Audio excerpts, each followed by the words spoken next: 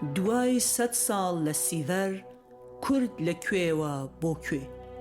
نووسینی شێرکۆ کرمانج، ئارام ڕەفعەت، ئیبراهیم سادق مەلازادە، نەزەن بەگیخانی، سەردار عەزیز.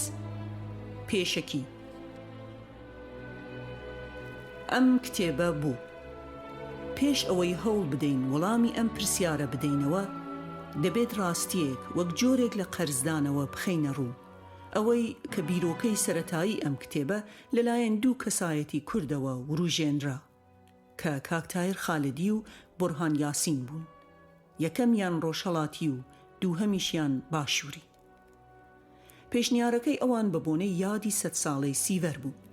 پلانیش وەها بوو بۆ یادی 100 ساڵەی پەیمان نامەی سیڤەر کتێبەکە بڵاو بکرێتەوە کە دەکەوتە دەی ئابی 2020.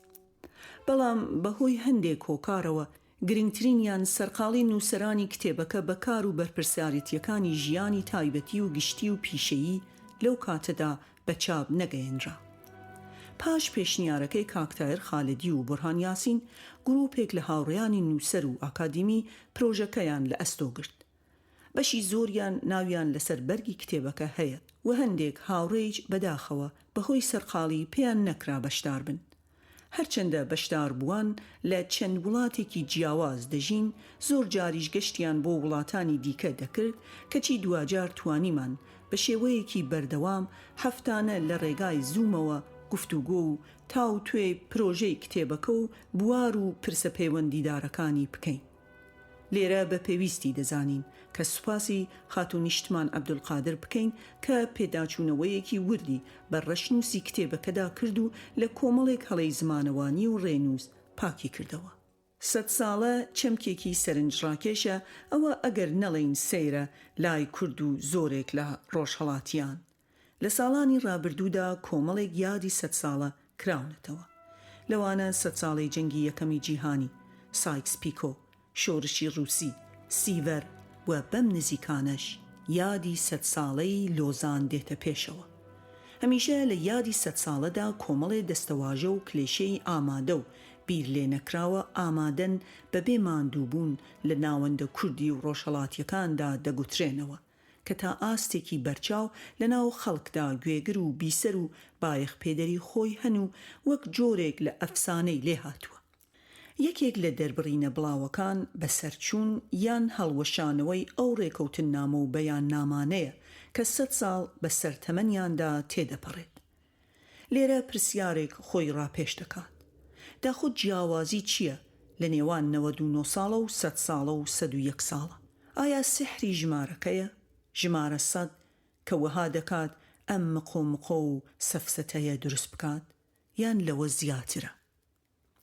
100 ساڵ سەدەیەکە، یەکێکە لە پێوەرە سەرەکیەکانی کات لەلایەن مرۆڤی ئەم سەردەمە. بەوەی سەدەیەک سحری خۆی هەیە، ڕەنگە تێکەڵەیەک بێت لە نێوان فاڵچیەتی پێش سەردەمی زانستی و سەردەمی زانستی. هەرچۆنێک بێت سەدەیەک پێوەرێکە، کاتێکی دیاریکراوی هەستپێکراوە زیاتر لە کاتەکانی دیکە. ڕەنگە درێژترین کات بێت کە نزیک بێت لە تەمەنی مرۆڤەوە. سەدە کە دەپێورێت زیاتر بە ڕووداوێک دەست پێ دەکات و بە ڕووداوێک کۆتایی دێت. لە نێوانیاندا هەوڵ دەدرێت سەدەکە بە کاریگەری ڕووداوەکانیەوە ببەسترێتەوە و ناو بنرێت و ناو ببرێت. دیارە لەوە ئاگادارین کە سەرەتای سەدە و کۆتاییەکەی ڕوودا و دیاری دەکات نەک ژمارە. ئالەن بایدۆ لە کتێبی سەدەیەکدا هەوڵی داوە لە ڕوانگەی بیرکردنەوەوە سەدە دەستنیشان بکات. بۆ ئێمە و ئەوانی دیکەی دەوروبەرمان سەدەیەک کە لە ڕووداوێکی ئالۆزی فرەڕەهەندی وەک کۆنگرەی سیڤەرەوە دەست پێ دەکات، هەتا ئەمڕۆ نەک تەنها مانە بەڵکو و کاریگەری و قورسایی و ئامادەی بەردەوامیشی هەیە. سیڤەر سەرەتایەکی تایبەت و پڕبایەخە بۆ کورد لە دنیادا، بەڵام سەرەتایەکی لەبارچوو لە هەمان کاتدا بۆ تورک کۆتاییە. ئەم دوالیزمی سەرەتا و کۆتاییە هەتا ئەمڕۆژ زاڵە بەسەر پەیوەندی کورد و تورکدا. سەرەتای کورد کۆتایی تورکە، کۆتایی تورک سەرەتای کوردە. ئایا ئەم دۆخە سفریە دەتوانرێت تێپەڕێنرێت؟ سەرەتای هەر کامێکیان کۆتایی ئەوی دیکە نەبێت، هیچ نەبێت بە ئایدیا، لە ڕاستیدا سەرەتای دروستبوونی بیرۆکەکە نووسینی کتێب نەبوو، هێندەی زیاتر لە دەوری داڕشتنی مانیفستێک دەخولایەوە و تاوتوێ دەکرا. مانیفست چەمکێکی ئالۆزە. لە دنیای کوردیدا دەستوبرد خەیاڵمان دەبات بۆ لای مانیفستی کۆمونیستی مارکس و ئەنگەڵز.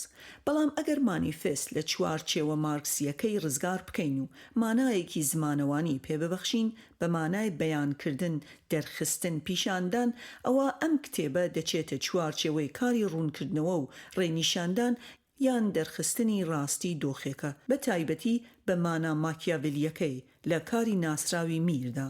هەرزوو بۆمان دەرکەوت ڕەنگە مانیفست گونجاو نەبێت، بەڵام سەرباری ئەوەش خەسڵەتی مانیفستی چێ لە ڕەهەندە مارکسیەکەی یان ماکیاڤلیەکەی یان هەر ڕەهەندێکی دی لە ڕۆحی ئەم کارەوە دوور نییە. کاتێک تایر خالدی پێشنیارەکەی کرد، ئەو سوور بوو لەسەر پێویستبوونی مانیفستێک وەک بەرچاوڕوونیەک بۆ خەڵکێکی زۆر کە بۆیان ڕوون نییە دەبێت کورد چۆن لە دنیادا ئامادە بێت. ئەم کتێبە مانیفست نییە بەو مانایەی کارێکی سیاسی بێت، بەڵکو کروکی کارەکە لەسەر پرسیار و بەراورد و ڕۆڵی ئەکتەرەکانە. بۆ پەیماننامەی سیڤەر جێبەجێ نەکرا؟ وەڵامی پرسیارێکی وەها لەسەر بنەمای ئەو ڕاستی و زانیاریانەی کە پاش سەدەیەک ئاشکراکراون و لە هەناوی ئەو دۆخە جیهانیەی کە مرۆڤ تیایدا دەژی گرنگە. سیڤەر لە ڕوانگەی کوردەوە خوێندنەوەیەکی تایبەتی پێویستە، وەک خەڵکێک لە سوبژەی ئیمپراتوریەتەوە لە پڕ دێنە سەر شانۆی گۆڕانکاریەکان و لە قۆناغی گواستنەوەی ئیمپراتوریەت بۆ دەوڵەت نەتەوە دەدۆڕێن. هۆکاری جێبەجێ نەکردنی سیڤەر هەتا چەندێک پەیوەستە بە کورد و بە ڕێساکانی گەمەکەرە هەرێمی و جیهانیەکان لەو سەردەمەدا. هەڵدانەوەی ئەم ڕاستیانە وەک دەستگەیشتنە بە کانیەک لە زانیاری کە نەک هاوکاریمان دەکات بۆ تێگەیشتن لە ڕابردوو، بەڵکو زیاتر ئەقلانی و چاوکراوەمان دەکات بەرامبەر ئێستا و داهاتوو. لێرەدا ڕەنگە پرسی ڕۆڵی مێژوو لە ئاراستەکردن و مانابەخشینی خەڵکدا جێگای سەرنج بێ. مێژوو بەردەوام لەلایەن دەسەڵاتەوە بە پێ پێویست لە خواست و بەرژەوەندیدا یاری پێدەکرێت. لە هەمان کاتدا وانە وەرگرتن و وەرنەگرتن لە مێژوو ڕەنگە بۆ کورد شایانی وردبوونەوە بێت. هەرچەندە تا ڕادەیەک ڕاستیەکی زۆر هەیە لەو دیدە هێگلیەی کە دەڵێت ئەوەی لە مێژووەوە فێردەبین ئەوەیە کە لە مێژووەوە هیچ فێر نابین. بەڵام سەرباری درێژەدان و دووبارەکردنەوە ئەوە بیانوێکی ڕەوان نییە کە کاری لێکۆڵینەوە و بیرکردنەوە دەربارەی مێژوو نەکرێت، بە تایبەتی لە دید و تێگەیشتنی کوردەوە خەڵکانێکن کە هەتا ئەمڕۆ توانای بینینیان لاوازە و زیاتر وەک بوونەوەرێکی پاسیڤ بینراون، زۆر جاریش نەبینراو. مێژوو چەندین مانای هەن. بەشێکی کتێبەکە کە لەلایەن ئارام ڕەفعەت نووسراوە دەربارەی بوون لە مێژوو و نەبوون لە مێژوودایە. دیارە کاری ئێمە لێرەدا مێژووگەریەتی نییە وەک جەبرێک یان حەتمیەتێک یان تەنانەت هۆکارێک. کروکی پرسی کورد چییە؟ ئەگەر بە کەمینەکردنی کورد و بە ئاسایشکردنی پرسی کورد ئەو کروکە پێک بێنێت، دەبێ بزانرێت کە بە چ ئامرازگەلێک و چ جۆرە میکانیزمێک ئەم پرۆسانە جێبەجێ کراون و ئاکامەکانی ئەو دوو پرۆسەیە لەسەر کورد و دەرونی ئینسانی کورد چی بوون و چۆن بوون. گەرچی پەیوەندی کورد بە خۆی و هێزەکانی دەوروبەری هیچ ساتێک هێندەی ئێستا ڕوون و دیار نەبووە، هەروەها پەیوەندی کورد بە زلهێزە جیهانیەکانەوە بە تایبەتیش کە ئێستاکە لە ڕۆژگارێک داین کە سەدەیەک تێ ئەپەڕێنین و بەرەو کۆتایی دەچێت، کەچی هێشتا سەردەمی داهاتوو وەک جێگرەوە بە باشی خەسڵەتەکانی دیار نین. سیڤەر وەک سەرەتایەک کورد دەهێنێتە نێو دۆخی هێز و ململانێ و پۆلێنکردن و شوناسەوە. دەرەنجامی ئەمە کۆمەڵێک ڕوودا و هاتوونەتە پێش، هەر لە پێکەوە بوون هەتا جێنۆساید. کورد وەک بێدەوڵەتێک لە دنیا و سەردەمی دەوڵەتدا چۆن دەکرێتە بوونەوەرێکی نادەوڵەتی و زەمینە سازی دەکرێت بۆ ئەوەی دەوڵەت بە ڕێساکانی خۆی بیدەوڵەتێنێ. لێرەوە چەمکەکانی وەک کەمینە ئێتنیک، دواکەوتوو، پەرتەوازە، مەترسی بۆ سەر ئاسایش و زۆر چەمکی دیکە بە کوردەوە دەنووسێنرن. هەتا کار لەسەر ئەقڵ و ئەخلاقی بکەن لە پێناو ئامادەکردنی بۆ مامەڵەی دەوڵەت بەرانبەریان. کاری پێکەوەی پڕ ئالنگاریە. ئەگەر ئەمە بۆ هەمووان ڕاست بێت، ئەوە بۆ کورد کاری پێکەوەی زیاتر سەختە. کورد جگە لە خێزان کە دەستگایەکی پێکەوەی نییە، بەڵکو زیاتر پلەبەندیە، هیچ دەستگایەکی دی نزیک بە پێکەوەی نییە. پێکەوە بوون بە بێبوونی دەستگا نابێت. مرۆڤەکان ناتوانن لەسەر بنەمای هاوڕێیەتی یان هەر بەهایەکی دی پرۆژەیەک پێکەوە ئەنجام بدەن، بەڵکو دەبێت دەستگایەک هەبێت. چونکە دەستگا تەنها بوونێکی ڕێکخراوەی نییە، بەڵکو بەناوەکیکردنی پرۆسەیە لە خوددا.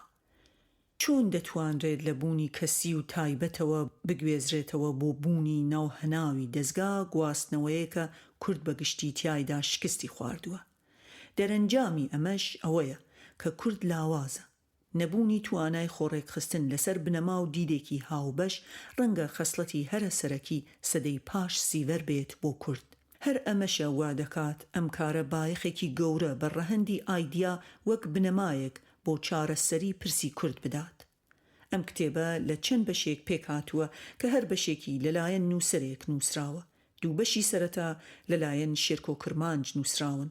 لە بەشی یەکەمدا دوای خستنە ڕووی بەند و بڕگە پەیوەندیدارەکانی پەیماننامەی سیڤەر بە کورد، ئیدی شێرکۆ لە هۆکارە ناوخۆیی و ناوچەیی و جیهانیەکانی پشت جێبەجێنەکردنی پەیمانی سیڤەر ورد دەبێتەوە و شنووکەیان دەکات و هەندێک وانەیان لێ هەڵدەهێنجێت. لە بەشی دووەمدا شێرکۆ دێتە سەر دوو بابەتی سەرەکی کە بە کەمینەکردنی کورد و بە ئاسایشکردنی پرسی کورد ناوی بردوون.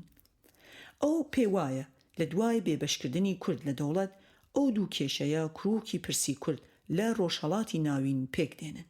لە بەشی سێمدا کە ئارام ڕەفعەت نووسیویەتی باسی بوونی کورد لە دەرەوەی مێژوودا دەکات. ئەم بەشە گەنگەشەی لە دەرەوەی مێژووبوونی کورد دەکات و مانا و ئارایش و ئەنجام و دەرهاویشتەکانی لە دەرەوەی مێژووبوون دەخاتە ڕوو. ئارام لە سێ ئاستا تیشکی خستوەتە سەر مەسەلەی لە دەرەوەی مێژووبوونی کورد و تەتەڵەی کردوون، نێودەوڵەتی، چوار وڵاتەکە واتە عێراق، ئێران، تورکیا و سووریا و ناوخۆیی واتە کوردستان. ئەو پێداگری لەسەرەوە دەکات کە سیڤەر دووڕێیانی چوونە ناو مانەوەی کوردە لە دەرەوەی مێژوودا. کورد دەرفەتی بەدەوڵەت بوون و چوونە ناو مێژوو لە دوای سیڤەر لە دەستدات. لەو ساوە سیستەمی نێودەوڵەتی و سیاسەتی چوار دەوڵەتەکە و دۆخی ناوخۆیی ئەم لە دەرەوەی مێژووبوونەی کوردی بەردەوام بەرهەمهێناوەتەوە. پاش ئەمانە ئیبراهیم سادق مەلازادە لە بەشی چوارەم باس لەو مەترسیانە دەکات کە کورد لە سەدەی پاش سیڤەر ڕوبەڕوویان بووەتەوە. 100 ساڵە کورد ڕوبەڕووی نکۆڵیکردن دەبێتەوە، نکۆڵیکردنێکی فرە ڕەهەند. ئیبراهیم وا دەڵێت بنەمای ئەو نکۆڵیکردنە خۆی لە داگیرکاریەکی بەردەوامدا دەبینێتەوە، بە ڕەهەندی کۆلۆنیالیزمی هەرێمی کە توانیویەتی دەیان نیشینگە لە شوێنە جیاوازەکانی کوردستان دروست بکەن و کورد ئاوارە و پراکەنە بکەن. پرۆسەکانی نکۆڵیکردن لە جێنۆسایددا بە هەموو ڕەهەندەکانی واتە زمانکوژی، کەلتورکوژی و هەتت دەگەنە تروپک. ئەو پێی وایە هەموو پرۆسەکانی نکۆڵیکردن تەنها لەبەر و لە دژی شوناسی کوردبوون و کوردستانی بوون ئەنجام دراون. پاشان نەزەن بەگیخانی لە بەشی پێنجەمدا هەوڵ دەدات وەڵامی کۆمەڵێ پرسیار لە پەیوەند بە پرسی ژن لە کوردستان لە دوای سیڤەر بداتەوە. لەوانە ئایا ئافرەت لە کوردستان مێژوویەکی نووسراوی هەیە؟ ئەم مێژووە چۆن وەک کێ تۆماری کردووە؟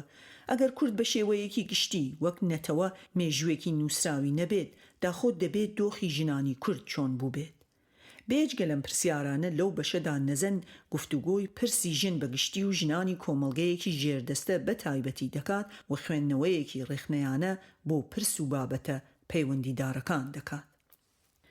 لە دوا بەشدا کە لەلایەن سەردار عەزیز نووسراوە، قسە لەسەر بەرهەمهێنانی ئایدیا لە پرسی کورددا کراوە لەگەڵ پێویستی بوونی ئایدیا پێش هەر هەنگاوێکی دیکە، هاوکات گرنگی هەبوونی ئایدیا و بە ئایدیاکردنی بوونەکان هەڵوەستەی لەسەر کراوە. ئایدیا یانێ بە سیکولار و بە مرۆڤاندنی پرسەکە واتە داماڵینی لە هەموو بڤۆ و ڕێگری و تابوویەک و هێنانی بۆ ناوکایەی فکر. بە ئایدیاکردن یانێ بە هێند وەرگرتنی ڕۆڵی مرۆڤەکان و جیاوازیەکانیان لە چارەسەری پرسەکاندا. کاتێک پرسێک بوونێکی ئایدیاییە، ئەوە یانێ بەدەرە لەوەی سەپێنراوێکی دەرەکی بێت و مرۆڤەکان تەنها ملکەجیان بۆ بمێنێتەوە. 100 ساڵی ڕابردوو بۆ کورد سەخت بوو. کورد بە هەموو شێوەیەک ڕێگریان لێکراوە لەوەی هەبن، ئامادە بن، دانیان پێدا بنرێت. هەتا پێش هاتنی ئامریکا جگە لە کۆماری مەهاباد بۆ ماوەیەکی کورد خاوەن هیچ بوونێکی دی سیاسی لە سەدەی 20دا نەبووە. عێراق و تورکیا بەتایبەتی لەسەر بنەمای ناسیاسی بوونی کورد دروستکراون. ئەو بەرە ئینگلیزەی کە دژ بە کورد بوون و لەلایەن خات و گێرترۆد بیڵ ڕابەرایەتی دەکران بە تەواوی دژ بە کورد بوون. بە هەمان شێوە کەمالیستەکان دوای جەنگی سارد و تاکێزبوونی ئامریکا کورد لە ناوچەکە دەردەکەون. ئێستاش کە ساتە وەختی ئامادەکردنی ئەم کتێبەیە بۆ چاپکردن، ئێمە لە ناڕوونی و ئاڵۆزیەکانی گواستنەوە بۆ سەردەمێکی ناڕوون دەڕۆین. ڕەنگە سیستەمەکە نەگۆڕێت، بەڵام ئەکتەرەکانی لە یەکەوە ببن بە چەندێک. نەتەوەی زیندوو هەمیشە لە خۆ ئامادەکردندایە بۆ گۆڕانکاریەکان، نەک لە چاوەڕوانیەکی بێ ئامادەیی بۆ پێشهاتەکان.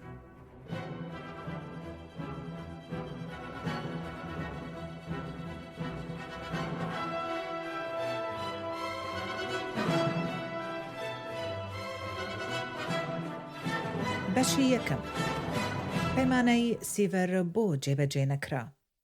هەندێک وانە بۆ کورد. شێرگۆ کورمانج.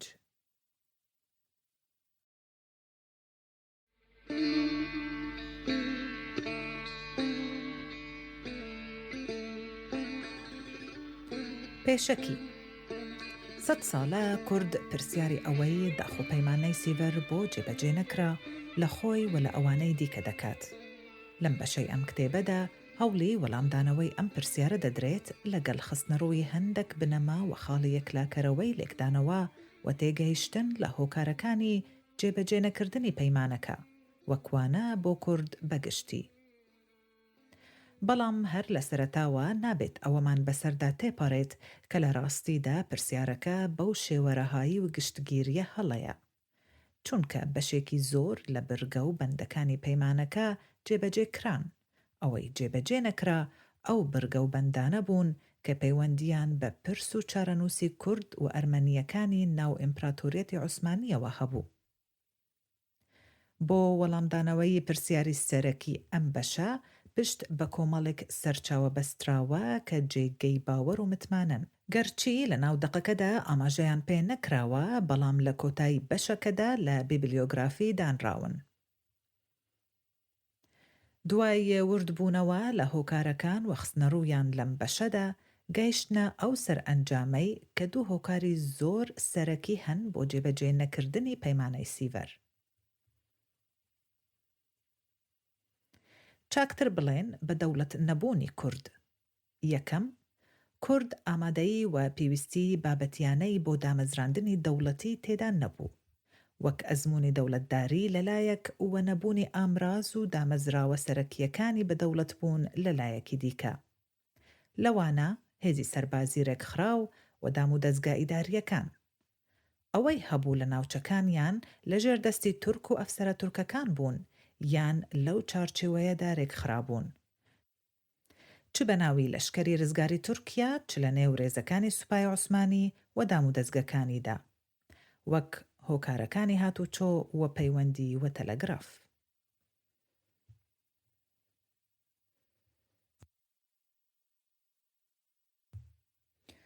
دووەم، ڕووخانی ئیمپراتۆریەتی تزاری رووسیا کە دوژمنێکی سەرسەختی عوسمانیەکان بوو، کە هاتنی کۆمونیستەکانیشی بۆ سەر حکوم بە دوای خۆی داهێنا و بوون بە پشتیوانێکی سەرەکی کەماڵیستە تورکەکان لە دژی هێزە هەوپەیمانەکان. بە دڵنیاییەوە ئەمانە تاکە هۆکار نەبوون.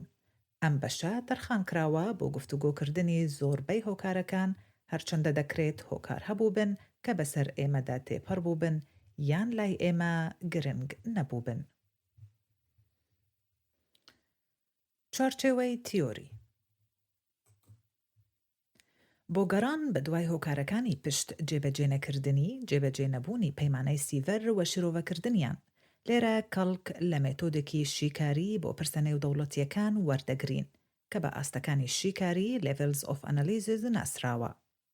بۆ تێگەشتن لە هۆکارەکانی جێبەجێ نەکردنی پەیمانەی سیڤەر، پەنابردن بۆ ئاستەکانی شیکاری زۆر گرنگە، چونکە یەکەم، ئەم ئامرازە بۆ شیرۆڤەکردن تەنیا یەک بکەر لە پەیوەندیە نێودەوڵەتیەکان نابینێت، بەڵکو سەرەرای ئەوەی کە دەوڵەت وەک بکەری سەرەکی دەناسێنێت بەڵام ڕۆلی کەسایەتیەکان وەرەکخراوە ناودەوڵەتیەکان و بکەرە ناودەوڵەتیەکانیش بە هەند وەردەگرێت. دووەم، هۆکاری پشت ڕووداوەکان و پێشهاتەکان و بڕیارەکان تەنها لە کاریگەری پەیوەندی نێوان دەوڵەتەکان Interstate Relation قەتیس ناکات، بەڵکو باردۆخی نێودەوڵەتی Global Environment و هۆکارە ناوخۆییەکان Domestic Factors و توانا و شارەزایی سەرکردەکان Individual Leaders گرنگ دەبینێت و هەڵدەسەنگێنێت.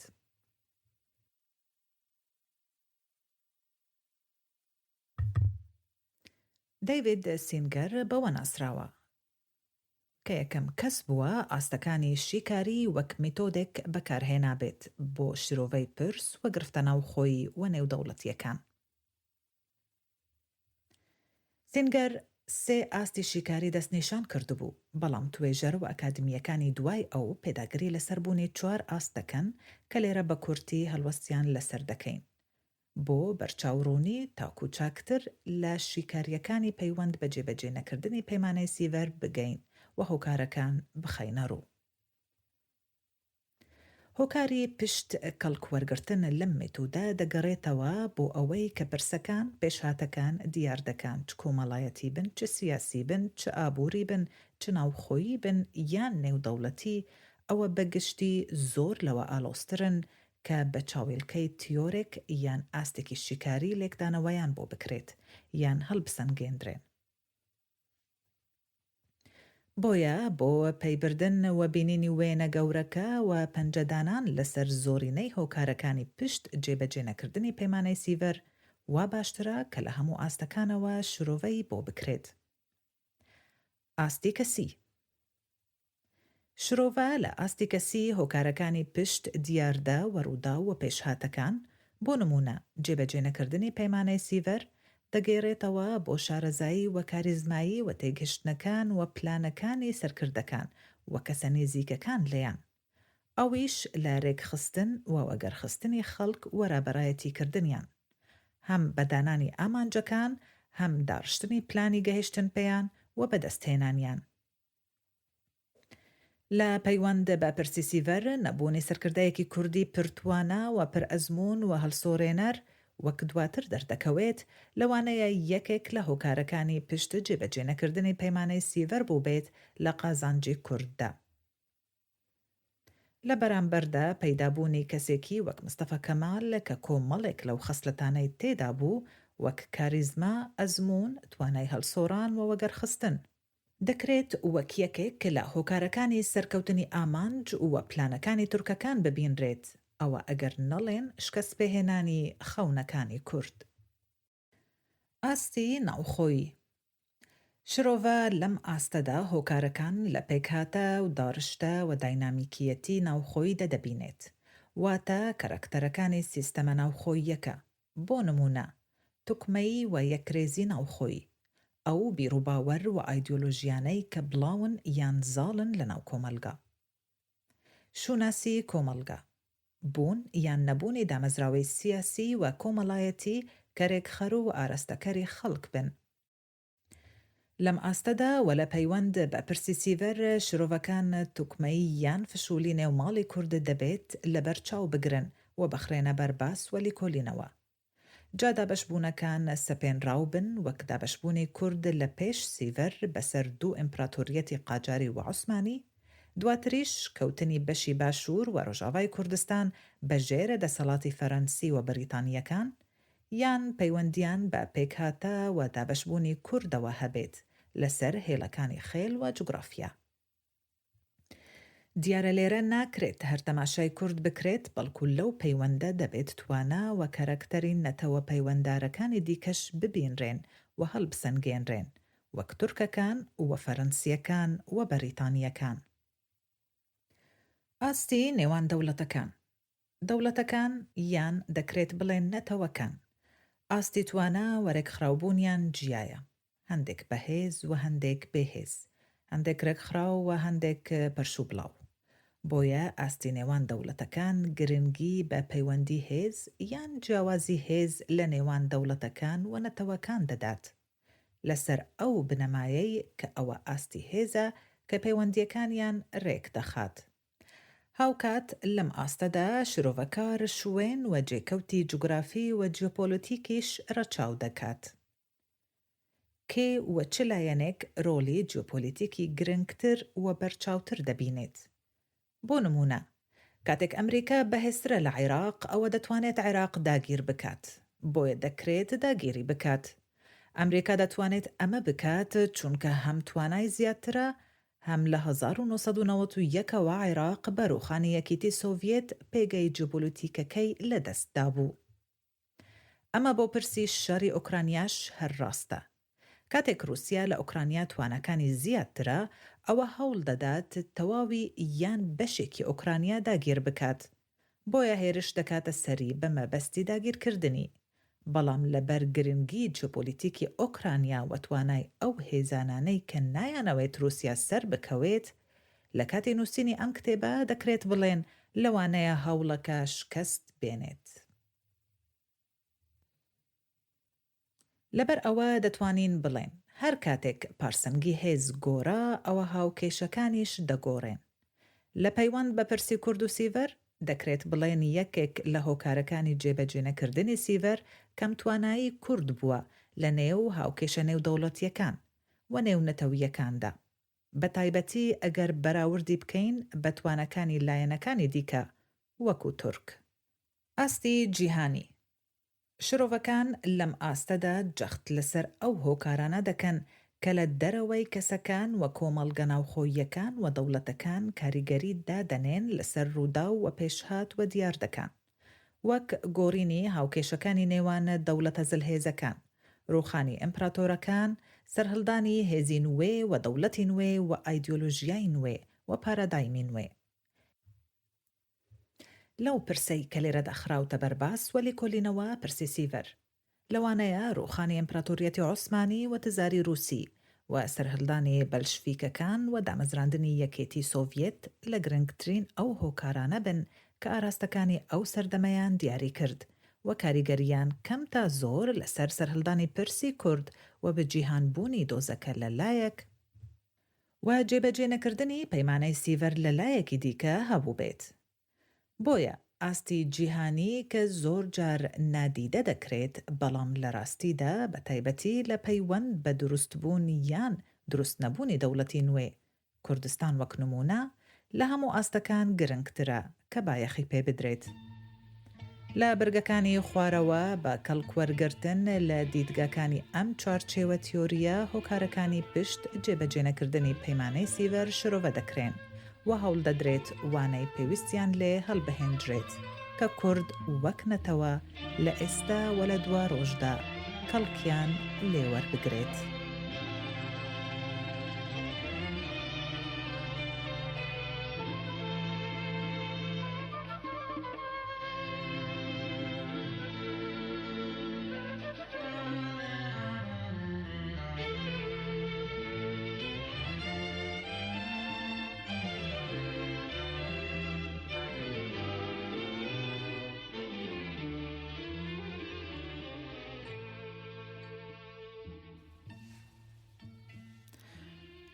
پەیماننامەی سیڤەر. پەیماننامەی سیڤەر یەکێکە لەو پەیماننامانەی کە لە ئەکامی گفتوگۆی ناو کۆنگرەکانی ئاشتی هاتە بەرهەم، کە لە دوای شەڕی یەکەمی جیهانی لە چەند وڵاتێکی ئەوڕۆپا بەستران.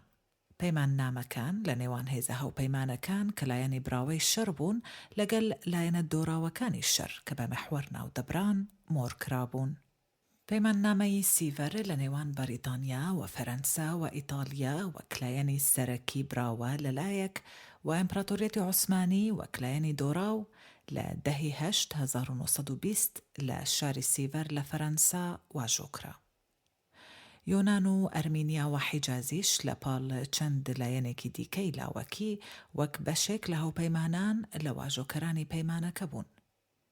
پاڵپشت بە برگەکانی پەیماننامەی سیڤەر چەند دەوڵەتێک لە ژێر ئینتیدابی بەریتانی و فەرەنسی لە بەشە داگیرکراوەکەی ئیمپراتۆریەتی عوسمانی دروست کران.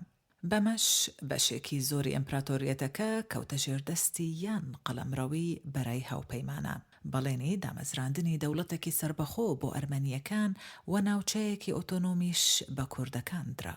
کۆنگرەکانی ئاشتی و خودی پەیماننامەی سیڤەر لە سەردەم و قۆناغێکی تایبەت لە مێژووی مرۆڤایەتی دەبەستران کە سەردەمی کۆتایی سیستەمێکی سیاسی نێودەوڵەتی و جێگرتنەوەی بە سیستەمێکی سیاسی دیکە بوو. دەکرێت قۆناغەکە وەک ڕاگۆزەر وەسف بکرێت بەوەی کە قۆناغێکی پر لە کۆنفرانس و دیدار بوو. یەکێک لە ئامانجە سەرەکیەکانی دانوستان و دیپلۆماسیەتی کۆنگرەکانی ئەو قۆناغا هێنانە ئارای سیستەمێکی نوێی ناودەوڵەتی بوو.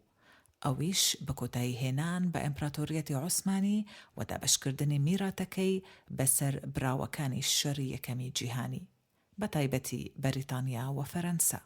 بۆیە واچاکە گفتوگۆکان و کۆنگرەکانی ئەو سەردەمانە لە سایکس بیکۆ بگرێت تا لۆزان، وەک دیداری دانوستان و مامەلە بیان بینین، نەک تەنیا وەک ساتەوەختی بڕیار و پەیمان. یەکێک لە خەسلەتە هەرە دیارەکانی پەیمان و بڕیارەکانی ئەو قۆناغا ناڕوونی و لاستیکی بەرگە و بەندەکانی ڕێکەوتنامەکانن کە بە زمانێکی کراوەی ناڕوون دارێژراون. سیڤەر ساتەوەختی بەرجەستەبوونی ڕەوێنەوەی ترسێکی کۆنی ئۆروپیەکانە کە لە مێژوودا بە پرسی ڕۆژهەڵات ناسراوە. پرسی ڕۆژهەڵات خەونی ئۆروپیەکان بوو بۆ کۆتایی هێنان بە ئیمپراتۆریەتی عوسمانی بە جۆرێک کە جارێکی دیکە نەتوانێت ببێتەوە بە هێزێک مەترسی لەسەر ئۆروپا دروست بکات. ئەمە ڕەهەندی کۆتایی پێهێنەرە بنەمای ئەو ترس و سیندرمە نیشانە گەورەیەیە کە سایکی تورکی تا ئێستاش تێیدا دەژی کە بە سیندرمی سیڤەر ناسراوە. لێرەوە دەبێت سیڤەر وەک ڕووداوێک ببینین کە بۆ لایەنە جیاکان مانا و ئاماژەی جیاوازی هەیە. گەر بۆ کورد سیڤەر ساتەوەختیدان پێنان و ناسین و ئاماژە پێدان بێت، ئەوە بۆ تورک ساتەوەختی هەڕەشا و نەمان و کۆتایی پێهاتنە. سیڤەر سەرەتاییە بە نێودەوڵەتی بوونی پرسی کورد و دەرکەوتنی ناسیۆنالیزمی کوردیە. لە هەمان کاتیش سەرەتایی خۆڕێکخستنەوەی ناسیۆنالیزمی تورکە. بۆیە سیڤەر خاڵی لێکدا بڕانە لە نێوان تورک و ئەوانی دیکە، بە تایبەتی کورد. ئەو ڕەوتە لە ناسیۆنالیزمی تورکی کە لە ژێر کاریگەری پەرچەکرداری سیڤەردایە ئەمڕۆ ئاوێتەی کەلتوری سیاسی و کۆمەڵایەتی تورکی کراوە و هەروەش دەردەکەوێت. ئەمەش بۆ تورک هاوکێشەیەکی هێناوەتە ئاراوە، یان ڤیەننا یان سیڤەر. مەبەست لە ڤیەننا ئەو پەڕی کشان و باڵادەستی تورکە، ئەویش بەگەیشتنەوە بە کەنارەکانی ڤیەننای پایتەختی ئیمپراتۆریەتی هابسبورگ نەمسای ئێستا لە بەرامبەردە سیڤەر بە مانای ئەو پەڕی پاشەکشەی تورکە، واتە نەمانی ئیمپراتۆریەتی عوسمانی و بچووکردنەوەی دەوڵەتی تورکیا. هاوکێشەکە ئەمڕۆ دوو حیکایەتی بەرهەمهێناوە لە سایکی سیاسی تورکدا کە ڕۆژانە لە گۆتار و پەیو و پەیمانی میدیاکان و گفت و دەربڕینی سیاسیەکان دەردەکەون. ئەمەش بەو مانایەی کە ڕۆژانێک هەبووە تورک حاکمی دنیا بوون، ڕۆژانێکیش دنیا حاکمیان بووە. ئەگەر وەک تورک حکمی دنیان نەکەین، ئەوە دنیا حکممان دەکات. لە دەرئەنجامدا ئەم تێگەشتنە کەلتورێکی بەرهەم هێناوە کە بنەماکەی لەسەر پێلانگیری و تیۆری پیلانگیری و ناعەقلانیەت داناوە. شەرفرۆشتن بە ئەوانی دیکە و دەستوەردان لە کاروباری ئەوانی دیکە بووەتە میکانیزمی مانەوە و ئەمرازێک بۆ پاوانخوازی. لە پەیوەند بە کورد و تورک، سیڤەر هۆکاری هاتنە ئارای هەڵوێستی نکۆلی کەرانەیە لە بوونی هەموو ئەوانی دیکە کە کەوتۆنەتە جوگرافیای تورکیای نوێ. دروشمی تورک باشن ملەتی دیکە بوونی نییە. تورکیە Nİ باشکە ملەت یۆک لەگەل چەند دروشمی هاوشێوە. دەرەنجامی ئەو ترسەیە کە تورک هەیەتی لە غەیرە تورک و دنیا بەگشتی. ئەم هەڵوێستە نکۆلی کەرانەیە ئازار و زیانی بۆ کورد لە هەموو گەڵ و گروپێکی دیکە زیاتر هەبووە. پەیماننامەی سیڤەر لە 13 بەش و 433 مادە پێکهاتووە. بەرگەی سێم لە بەشی سێم لە پرسە سیاسیەکان کە لە 3 مادە پێکهاتووە بۆ چارەسەرکردنی پرسی کورد لە باکووری کوردستان، کوردستانی تورکیا و باشووری کوردستان، کوردستانی عێراق تەرخان کراوە. بەرگا و مادە پەیوەنددارەکان بە پرسی کورد خراوتە پێش هەموو ئاماژەکردن و قسەکردنێک لەسەر ناوچە تەرخانکراوەکان بۆ یۆنانیەکان، عەرەبەکان یان ئەرمەنیەکان. ئەمەش نیشانەیە بۆ گرنگی پرسی کورد لە پەیماننامەکەدا. بە پێی مادەی 62 لە پەیماننامەکە، کۆمسیۆنێک لە 3 ئەندام کە لەلایەن بەریتانیا و فەرەنسا و ئیتالیاوە دیاری دەکرێن و بارگاکەی لە ئەستەمبول دەبێت لە ماوەی 6 مانگ لە جێبەجێکردنی برگەکانی ئەم پەیماننامەیە دەبێت بەرنامەیەک داڕێژن بۆ ئۆتۆنۆمی خوجەیی بۆ ئەو ناوچانەی کە زۆرینەیان کوردن و دەکەونە نێوان ڕۆژهەڵاتی زەی فورات و باشووری سنوورەکانی ئەرمینیا کە دواتر دیاری دەکرێن لەگەڵ باکووری سنوورەکانی تورکیا لەگەڵ سووریا و میزۆپۆتامیا عێراق وەک لە بەرگەی 2 مادەی 27 پەیماننامەکە دەهاتوون. ئەگەر بۆ هەر پرسێک نەتوانرا کۆدەنگی مسوگەر بکرێت ئەوە لەلایەن ئەندامانی کۆمسیۆنەکە دەخرێتە بەردەم نوێنەرانی حکوومەتەکانیان. بەرنامەکە دەبێت پاراستنی کەلد و ئاسووریەکان و کەمینە ڕێگەزی و ئاینیەکانی دیکەش لەو ناوچانەدا دەستەبەر بکات. بۆ ئەم مەبەستەش کۆمسیۆنێک لە نوێنەرانی بەریتانیا و فەرەنسا و ئیتالیا و ئێران و کورد پێک دێت. دەبێت سەردانی ناوچەکان بکات بۆ لێکۆلینەوە و بریاردان لە ڕاستکردنەوەی ئەگەر هەبێت سنوورەکانی تورکیا لەگەڵ ئێران ببنەما لەسەر بەرگا و مادەکانی ئەم پەیماننامەیە. مادەی 63 پەیماننامەکە دەڵێت دەوڵەتی تورکیا پابەندە بە قبولکردن و جێبەجێکردنی بڕیارەکانی ئەو کۆمسیۆنەی کە لە مادەی 62دا ئاماژە پێکراوە لە ماوەی 3 مانگ لە ئاگادارکردنەوەی حکوومەتە پەیوەنددارەکان. بۆ کورد مادەی 64 لە هەردوو مادەکەی دیکە پڕبایەخترە چونکە پێشنیارێک دەخاتە ڕوو بۆ یەکگرتنەوەی 2 پارچەی کوردستان وەڕای دەگەیەنێت. ئەگەر لە ماوەی ساڵێکدا لە مێژووی جێبەجێکردنی ئەم پەیماننامەیە کوردەکانی نێشتەجێ ئەو ناوچانەی لە مادەی 62 دەستنیشان کراون داوایەکیان پێشکەش بە ئەنجومەنی کۆمەڵەی گەلان League of Nations کرد بە شێوەیەک نیشانیاندا کە زۆربەی خەڵکی ئەو ناوچانە ئارەزوو دەکەن لە تورکیا جیا ببنەوە و ئەنجومەنیش دوای ڕەچاوکردن گەیشتە ئەوە باوەڕەیە کە ئەم خەڵکە دەتوانن ئەو سربەخۆییە بپارێزن و ڕاشی سپارد کە سربەخۆییان پێ بدرێت ئەوە تورکیا لە ئێستاوە پەیمان دەدات ئەو ڕاستپاردەیە جێبەجێ بکات و دەستبەرداری هەموو ماف و ئیمتیازێکی خۆی بێت لەو ناوچانەدا. وردەکاریەکانی ئەو دەستبەرداربوونەش دەبێت لە ڕێکەوتنێکی دیکەدا لە نێوان هێزە سەرەکیەکانی هاوپەیمانان لەگەڵ تورکیا دەستنیشان بکرێت. ئەگەر یان هەر کاتێک ئەم دەستبەرداریە هاتە ئاراوە ئەوە لایەنە سەرەکیەکانی هاوپەیمانان نابێت هیچ بەرهەڵستیەک نیشان بدەن لەسەر پێکەوەلکانی ئارەزوومەندانەی ئەو کوردانەی کە ئێستا بەشێکن لە ویلایەتی مووسڵ بە کوردەکانی دەوڵەتە سربەخۆوەکەی کوردستان.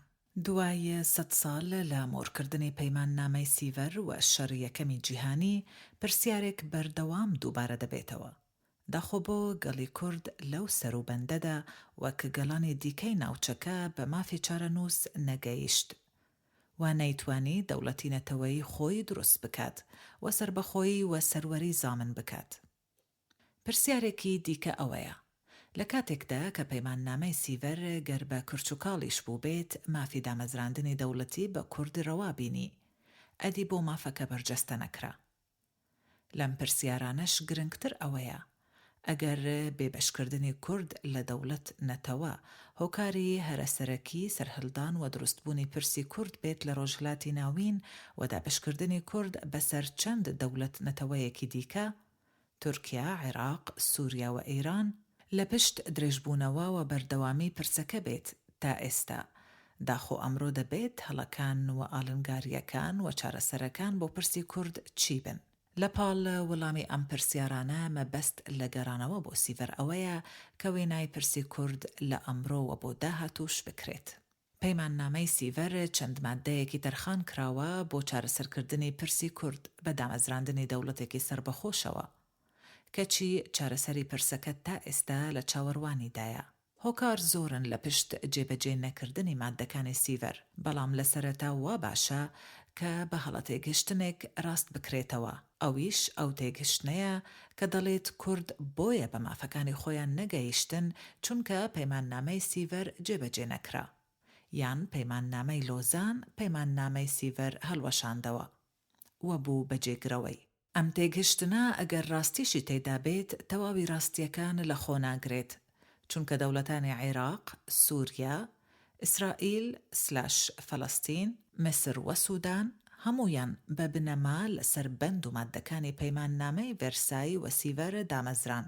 ڤێرسای شەرعیەتی بە ئینتیدابی بەریتانی و فەرەنسی بەسەر ئەم وڵاتانەدادا، سیڤەریش شەرعیەتی بە سنوورە دەستکردەکانی ئەم وڵاتانەدا. لە ڕاستیدا تەنیا ئەو دوو دەوڵەتە ئەرمینیا و کوردستان نەخشە بۆ کێشراوەی سیڤەر کە نەخرابوو نەژێر ئینتیدابی هێزەبراوەکان لەسەر نەخشەی ئەمڕۆی ڕۆژهەلات بەرجەستە نەبوون. سیڤەر مافی بە کورد و ئەرمەنیەکاندا، بەڵام بەرجەستەکردنی دەوڵەتەکانیانی بە خودی خۆیان سپارد کە بە بەراورد لەگەڵ هێزە تورکەکان زۆر لاواستر بوون. ئەوەش ئەو ڕاستیە دەردەخات کە بەگشتی لە پەیوەندیە نێودەوڵەتیەکان و نێونەتەویەکان هێز و ئاگایی سیاسی هۆکاری سەرەکی و یەکلاکەرەوەی پرسەکانە. ئەمە نەک هەر بۆ کوردستان و ئەرمینیا ڕاستە، بەڵکو بۆ عێراق و سووریاش هەر ڕاستە. ئەم دوو دەوڵەتە ئەگەر نەخرابانە ژێر ئینتیدابی بەریتانی و فەرەنسی، ئەوە ئەگەری زۆر بوو کە چارەنووسیان وەک کوردستان و ئەرمینیای لێ بەهاتایە. بێچکە لەمە پەیماننامەی سیڤەر ماوەی ساڵێکی داناوە بۆ بەرجەستەبوونی دەوڵەتە کوردیەکە، وەوا بەستەی کردووە بە هەندێک مەرج بە جێبەجێکردنی هەندێک مادە.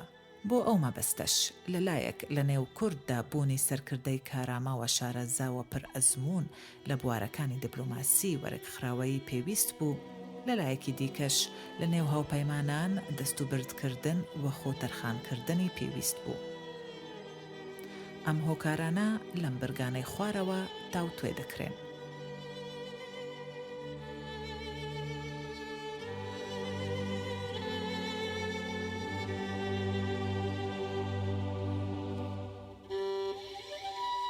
ڕۆڵی ئەمریکا.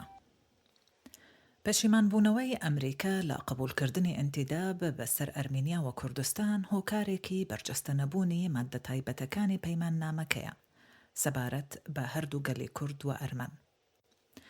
ئەمە بە تایبەتی بۆ ئەرمەنیەکان ڕاستە، چونکە ئەمریکا بە فەرمی ڕەزامەندی لەسەر ئینتیداب بەسەر ئەرمینیا دەربڕی بوو، کەچی بۆ کوردستان لە ئاستی پێشنیارە تێپەڕی نەکردبوو. ئەمریکا لە کاتێکدا پەشیمانبوونەوەی خۆی ڕاگەیاند کە خۆی سنوورەکانی دەوڵەتە چاوەڕوانکراوەکەی ئەرمینیا کێشا، بەڵام لەبەر ئەوەی کۆنگرێس قبولی نەکرد کە ئەمریکا ببێتە ئەندام لە کۆمەڵەی گەڵان، بۆیە کشانەوەی خۆی لە بەڵێنەکە و بە پراکتیکیش گۆشەگیری خۆی لە ئاست پرسە نێودەوڵەتیەکاندا ڕاگەیاند. ئەوە لە ئەمریکا چاوەڕوان کراو بوو، چونکە دابەشکردنی ئیمپراتۆریەتی عوسمانی و دامەزراندنی دەوڵەت نەتەوە بۆ ئەو نەتەوانەی کە لە ژێر دەستی عوسمانیەکان بوون لە بنەڕەتدا پشنیاری وودرۆ ویلسن سەرۆکی ئەمریکا بوون کە بە 14 خاڵەکە ناسراوە. سەرەڕای ئەمە بێجگە لە ئەمریکا لانی کەم لە سەردەمی ویلسن زلهێزەکانی دیکە لە دیدی بەرژەوەندی کۆلۆنیالانەی خۆیانەوە تەماشای چارەنووسی گەڵان و خاکەکانیان دەکردن. دیارە ئەمریکا هەر کە هەستی کرد هاوپەیمانان هێندەی لە خەمی دابشکردنی میراتی ئیمپراتۆریەتی عوسمانین، هێندە لە خەمی ئازادی و مافی چارەنووسی گەڵانی ژێردەستی عوسمانیەکان نین، بەگشتی لە هاتن و تێوەگلان لە پرسەکانی ڕۆژهەلات سارد ببووە. کشانەوەی ئەمریکا چارەنووسی کورد و ئەرمێنیەکانی بەستەوە بە بەرژەوەندی و گەمەی زلهێزەکانی دیکە لە ناوچەکە وەک بەریتانیا و فەرەنسا لەگەڵ بەلشفیکەکانی یەکێتی سوڤیەت کە تازە لەو وڵاتەدا دەست بەکار بوون و ترسی زۆریان لە نزیکبوونەوە و باڵادەستبوونی هاوپەیمانەکان لە تورکیا و ناوچەکە هەبوو. ڕۆڵی یەکێتی سوڤیەت. گرنگە ئاماژە بەوە بکرێت کە پەیماننامەی سیڤەر خاڵە سەرەکیەکانی ڕێکەوتنامەی ساکس-پیکۆ و سان ریمۆی داڕشتوتەوە. هەلبەتە بێ بەشداری پێکردنی یەکێتی سوڤیەت جێگرەوەی تزاری رووسیا، واتە بەرژەوەندیەکانی بەریتانیا و فەرەنسا بە زیادەوە ئەمجارە ڕەچاو کراون، کەچی ئەوانە یەکێتی سوڤیەت پشتگوێ خراون. لەژێر تیشکی ئەم ڕاستیە و چەندین هۆکاری دیکە کە دواتر تاوتوێ دەکرێت بگوترێت کە ڕووخانی ئیمپراتۆریەتی تزاری رووسیا و سەرکەوتنی کۆمۆنیستە بەلشفیکەکانی بەسەرکردایەتی ڤلادیمیر لێنین لە ئۆکتۆبەری 1917 یەکێکە لە هۆکارە هەرە سەرەکیەکانی بەهێزبوونی ناسیۆنالیستە تورکەکان بە سەرۆکایەتی مستەفا کەمال و شکست پێهێنانی بەند و ماددە پەیوەنددارەکان بە پرسی کوردستان و ئەرمینیا. تزاری رووسیا لە شەڕی یەکەمی جیهانی وەک لایەنێکی سەرەکی لە بەرەی هاوپەیماناندا بەشدار بوو کە لە دژی ئەڵمان و عوسمانیەکان لە جەنگدا بوون. پێشهاتنی کۆمۆنیستەکان بۆ سەر حکم بەشێکی زۆر لە باکوور و ڕۆژهەڵاتی ئەوەی ئێستا پێدەگوترێت تورکیا لە ئاکامی شەڕ کەوتبووە ژێر دەسەڵاتی ڕووسەکان، وەک ناوچەکانی قارس، تراپیزۆند، ئەرزڕۆم، ئەرزنجان، موش، بەتلیس وەوان. ڕۆخانی تزار کشانەوەی هێزە رووسیەکانی لێکەوتەوە. بەمەش ئەو ناوچانە کەوتنەوە دەست هێزە عوسمانیەکان و قۆڵاییەکی جوگرافی استراتیجیشیان بە هێزە سەربازیە شکست خواردووەکەی عوسمانیەکان بەخشی. هێزەکانی ئەم ناوچانە بەهۆی دووریان لە بەرەکانی شەڕ لەو کاتەوە بە سەلامەتیمانەوە و دواتریش خۆیانە ڕێکخستەوە. پاشانیش بوون بە کرۆکی ئەو هێزانەی کە ناسیۆنالیستە تورکەکان لە شەڕی ڕزگاری تورکیا 1919-1923 کەڵکیان لێوەرگرتن. ئەگەر شۆڕەشی ئۆکتۆبەری کۆمۆنیستەکان نەبا، بەشێکی زۆر لەو ناوچانە هەر لە ژێر دەسەڵاتی ڕووسەکان دەمایەوە. ئەگەری داگیرکردنی گەڕووی بۆسفۆر و دەردەنێلیش لەلایەن ڕووسەکانەوە بوونی هەبوو. ئەویش بە مەبەستی گەیشتن بە دەریای ناوەڕاست، چونکە لە مێژ بوو ڕووسەکان لە ئەگەری ڕووخانی عوسمانیەکان کردبوویان بە ئامانجێکی استراتیژی خۆیان. هاوکات جۆرە پێکهاتنێکیش لە نێوان رووسیا و بریتانیا و فەرەنسا لەسەر ئەم ئەگەرە هەبوو. لە پاڵ ئەمانە رووسەکان لە سەروبەندی شەڕدا بەڵێنیاندا بوو هەم بە کوردەکان هەم بە ئەرمەنەکان کە هاوکاری و کۆمەکی سەربازیان بکەن لە دژی عوسمانیەکان. لەبەر ئەوە بەشێکی زۆر لە ئەرمەنیەکان و هەندێک لە کوردەکان لەگەڵ ڕووسەکان هاوسەنگەر لە دژی عوسمانیەکان لە جەنگدا بوون. بەڕووخانی تزاری رووسیا کورد و ئەرمەن پاڵپشتێکی سەرەکیان لەدەستدا و تورکیاش لە هەڵوەشانەوە و بچووکردنەوە وەک ئەوەی لە سیڤەر نەخشەی بۆ دانرابوو پارێزرا. کۆمۆنیستەکان هەر لەگەڵ هاتنە سەر حکم ڕێکەوتنامەی سایکس-پیکۆی 1960 نێوان بەریتانیا و فەرەنسایان لە مەڕە دابەشکردنی پاشماوەی دەوڵەتی عوسمانی ئاشکرا و شەرمەزار کرد. ئیدی ڕێکەوتنەکە بایەخێکی ئەوتۆی تەنانەت لای بەریتانی و فەرەنسیەکانیش نەما. بەڕووخانی تزاری رووسیا یەکێک لە بکەرە هەرە سەرەکیەکانی شەڕی یەکەمی جیهانی رووسیا لە گۆرەپانەکان نەما. بەمەش سەنگ و پێگەی بەریتانیا و فەرەنسا هێندەی دیکە لە هاوکێشەکان زیاد دەکات، بە تایبەت لە دابەشکردنی میراتی ئیمپراتۆریەتی عوسمانی کە کوردستان بەشێک بوو لێ.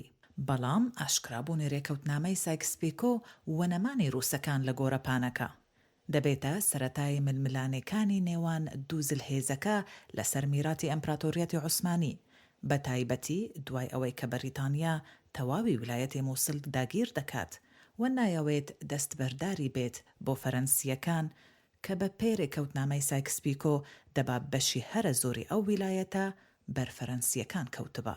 وەک ئاماژەی پێکرا دوای کۆتایی شەڕ و مۆرکردنی ئاگربەستی مۆدرۆس لە نێوان دەوڵەتی عوسمانی و هێزە هاوپەیمانەکان، بەشێکی زۆر لەو ناوچانەی کە بەشێک بوون لە ئیمپراتۆریەتەکە کەوتنە ژێر دەسەڵاتی ڕاستوخۆی یان ناڕاستوخۆی هێزەکانی هاوپەیمانان. پاش مۆرکردنی پەیماننامەی سیڤەر، ئیدی بەریتانیا بە فەرمی میزۆپۆتامیا، عێراق و باشووری کوردستان و ئوردن و فەلەستین، ئیسرائیل و حیجازی بەرکەوت. فەرەنساش سووریا و لەبنان و بەشێکی زۆر لە باشووری تورکیای ئێستای پێدرابوو، وەک ناوچەکانی جەزیرە لە باکووری کوردستان و ئەسکەندەرۆنە و سیلیسیا، کیلیکیا. ئیتالیا پێگەی لە ئەنتالیا بوو، بەڵام بە قۆڵایی تورکیا تا قۆنیا و بۆرسەی بەرکەوت بوو. یونان لە هەموو هاوپەیمانەکان بێهێزتر بوو، بەڵام لە هەمویان زیاتر چاوی لە خاکی تورکیا بوو، چونکە بە سەرزەمینی ڕەوای مێژووی باوانی خۆی دادەنا. یونانیەکان پێگەی سەرەکیان لە ئەزمیر، سمیرنا بوو، بەڵام دەوروبەری هەردوو گەڕووی بۆسفۆر و دەردەنیلی لێدەرچێت کە هێزەکانی هاوپەیمانانی لێبوو، بەشی ئۆروپای تورکیای ئێستا کە ناسراوە بە تراکیا درابوو بە یونانیەکان. ئەوەی مابووە ناوچەیەک بوو لە خوارووی ئەنقەرەوە بۆ کەنارەکانی دەریای ڕەش لەگەڵ ئەستەنبول کە بە پێی سیڤەر بریار وابوو ئەو تورکیایەی لەسەر دروست بێتەوە کە دەبێتە جێگرەوەی دەوڵەتی عوسمانی. دیارە لەو نێوەشدا دوو ناوچەش بۆ کورد و ئەرمەن دەستنیشان کرابوو. بریار وابوو کە دەوڵەتە ئەرمەنیەکە لە ویلایەتەکانی ئەرزروم، تراپێزۆند، وەوان و بەتلیس دروست بکرێت. ئەمەش مشتومڕی لەگەڵ کورد لەسەر کەوتەوە چونکە کورد بەشێکی ئەو ناوچانەیان بە بەشێک لە خاکی کوردستان دادەنا. بە هەر حاڵ پاشماوەی سوپای عوسمانی کە لە خۆ کۆکردنەوە بوون لە باکوور و ڕۆژهەڵات و ناوەڕاستی تورکیا بەو دابەشکاریە ناڕازی بوون کە هاوپەیمانان دەیانویست بەسەر عوسمانیەکانی بسەپێنن. لێرە ڕۆڵی یەکێتی سۆڤیەت لە بەهێزکردن و پشتیوانیکردن لەو بزوتنەوە و سوپایەی لەو ناوچانەدا دروست بوو دەردەکەوێت کە بە پێکهاتن لەگەڵ کەمالیستەکان دەچێتە بواری جێبەجێکردن. ئیدی ڕۆڵی کەمالیستەکان لە پەکخستنی پەیمانەی سیڤەر ناکرێت لە دەرەوەی ئەو پشتیوانیەی کە پێشکەش بە کەمالیستەکان کرا لەلایەن بەلشفیکەکانەوە شرۆڤە بکرێت کە لە بڕگەی داهاتوودا شرۆڤە دەکرێت. ڕۆڵی کەمالیستەکان پێش مۆرکردنی پەیماننامەی سیڤەر مستەفە کەمال ئەفسەر لە سوپای عوسمانی لە کۆتاییەکانی 1970 دوای هەڵوەشانەوەی سوپاکەی دەگەڕێتەوە بۆ ئەستەنبول و ژێردەستی و داگیرکاری وڵاتەکەی بە چاوی خۆی دەبینێت. لەو سەروبەندەدا مستەفە کەمال بە فەرمانی سوڵتان دەچێتە بۆ ئەنادۆڵ بۆ پشکنینی هێزەکانی سوپاکەیان بە پێی مەرجەکانی ئاگربەست. لەوێ وەک نوێنەری خەلیفەی عوسمانیەکان قسە بۆ خەڵک دەکات. بەڵام دەڵێت خەلیفەی موسڵمانان یەخسیری دەستی گاورەکانە لە ئەستەنبول و دەبێت ئێمە ڕزگاری بکەین. مستەفە کەمال لە پێش و دوای چوونیشی بۆ ئەنادۆڵ لەگەڵ چەند ئەفسەرێکی دیکەی سوپا قسە دەکات و بڕیاری خۆڕێک خستن و بەرەنگاربوونەوەی هێزی هاوپەیمانان دەدەن. پێش گەیشتنی مستەفە کەمال تورکەکان لە ئەنادۆڵ چەندین گروپ وەرەکخراوی چەکداریان دروست کردبوو. کاتێک ئەو دەگاتە ئاماسیا بە خەڵکەکە دەڵێت کە سوڵتانە لە ئەستەنبول ئەسیرە و نوێنەرایەتی گەلی تورک ناکات. مستەفە کەمال زوو دەچێت بۆ بارەگەی جەنەرال کازم قەرەبەکر فەرماندەی فەیلقی 15 لە ئەرزروم کە لە ڕۆژهەڵاتی تورکیا نیشتەجی بوون و لەبەر پاشەکشەی ڕووسەکان کەم تا زۆر هێزەکانی وەک خۆی مابووە و ژمارەیان 18,000 سەربازێک بوو. جەنەرال قەرەبەکر هەموو هێزەکانی خۆی دەخاتە ژێر فەرماندەی مستەفە کەمال. ئەمەش بە گرنگترین خاڵی وەرچەرخان دادەنرێت لە شەری سربەخۆی تورکیا. مستەفە کەمال لە ئەرزروم کۆنگرەیەک لە 23 تەمووز تا 4 ئابی 1990 دەبەستێت. لە کۆنگرەکەدا دەستەی نوێنەرایەتی هەیئەتی تەمسیلیە ئەو وەک سەرۆکی دەستەکە هەڵدەبژێرن. کۆنگرە بڕیار لە سەر سنوورێکی نوێ بۆ دەوڵەتی عوسمانی دەدات. هەموو ئەو ناوچانە لە خۆ دەگرێت کە وەک ناوچەی تورکنشین ناویان هاتووە و پێش مۆرکردنی ئاگربەستی مۆدرۆس لە ژێر دەسەڵاتی عوسمانیەکاندا بووە. ئەمەش تەواوی کوردستانی باکوور و باشوور و ڕۆژئاوا دەگرێتەوە.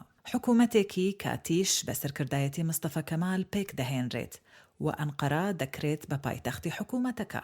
بەشێکی زۆر لە تورکە ناسیۆنالیستەکان ئەستەنبول بەرەو ئەنقەرە بەجێ دەهێڵن، لەوانە عیسمەت و فەیزی بەگ کە هەردووکیان یەک لە دوای یەک سەرۆک وەزیران بوون لە ئەستەنبول.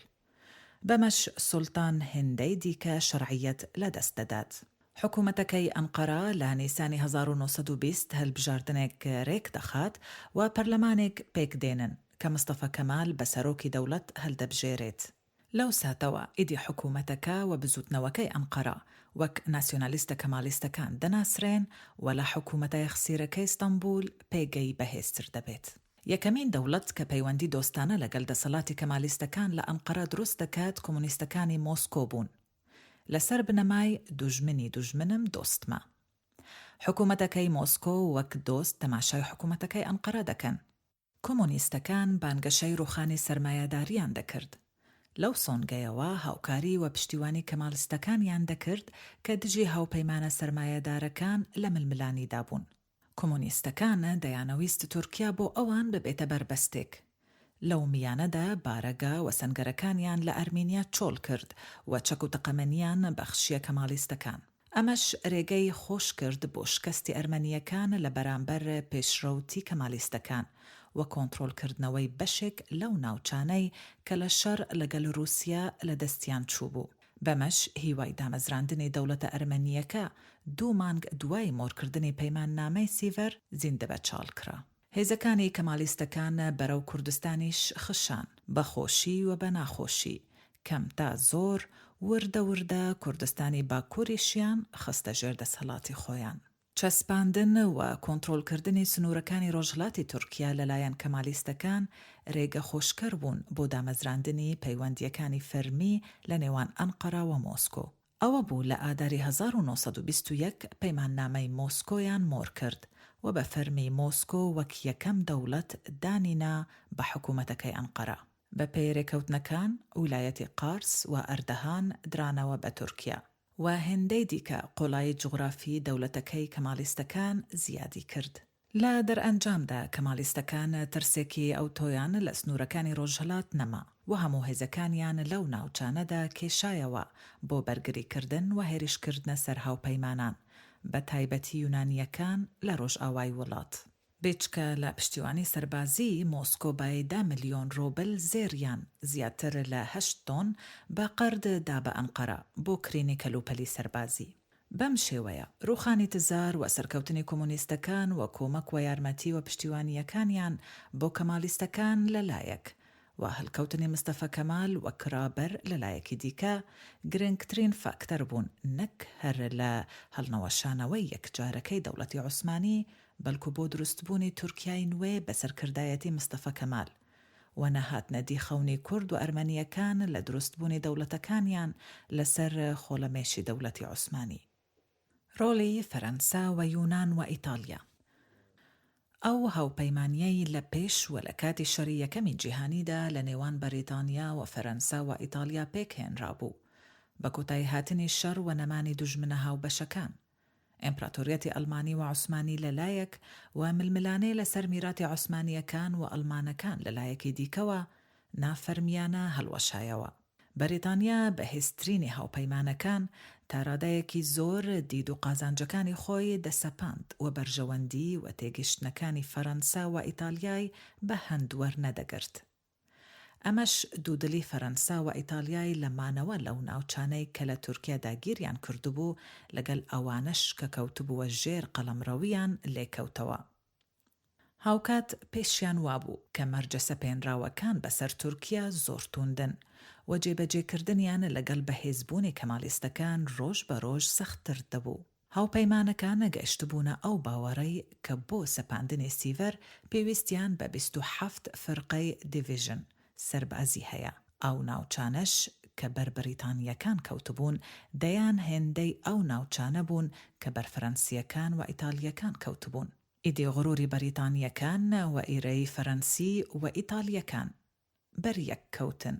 فەرەنسا و ئیتالیا بەریتانیاش تاڕادەیەک پێیان وابوو بۆ دروستکردنی هەردوو دەوڵەتی ئەرمینیا و کوردستان دەبێت جارێکی دیکە لەگەڵ تورکیا بچنەوە شەڕ.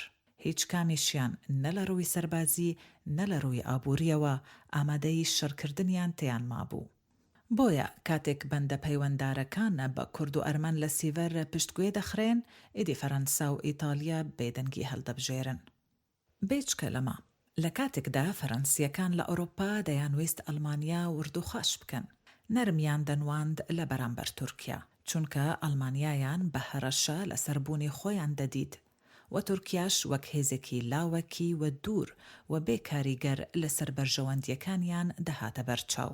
لە بەرامبەردا بەریتانیەکان لانی کەم لە سەرەتادا مەبەستیان بوو کە تورکیا هەپڕۆن بە هەپڕۆن بکەن، وەک تۆلەیەکی شەری گەلیپۆلی کە لە 1915دا کە عوسمانیەکان زەرەری گیانی زۆریان بە بەریتانی و ئوسترالی و نیوزیلەندیەکان گەیاندبوو. بەریتانیەکان دەیانویست تورکیا بەرادەیەک لاواز بکەن کە توانای ڕاستبوونەوەی نەبێت و هەرەشە لەسەر بەرژەوەندیەکانیان لە مێزۆپۆتامیا و دنیای ئیسلامی و هند دروست نەکات. بەڵام توند نەبوون لە بەرامبەر ئەڵمانیەکان، چونکە وەک فەرەنسیەکان هاوسنوور نەبوون لەگەڵیان.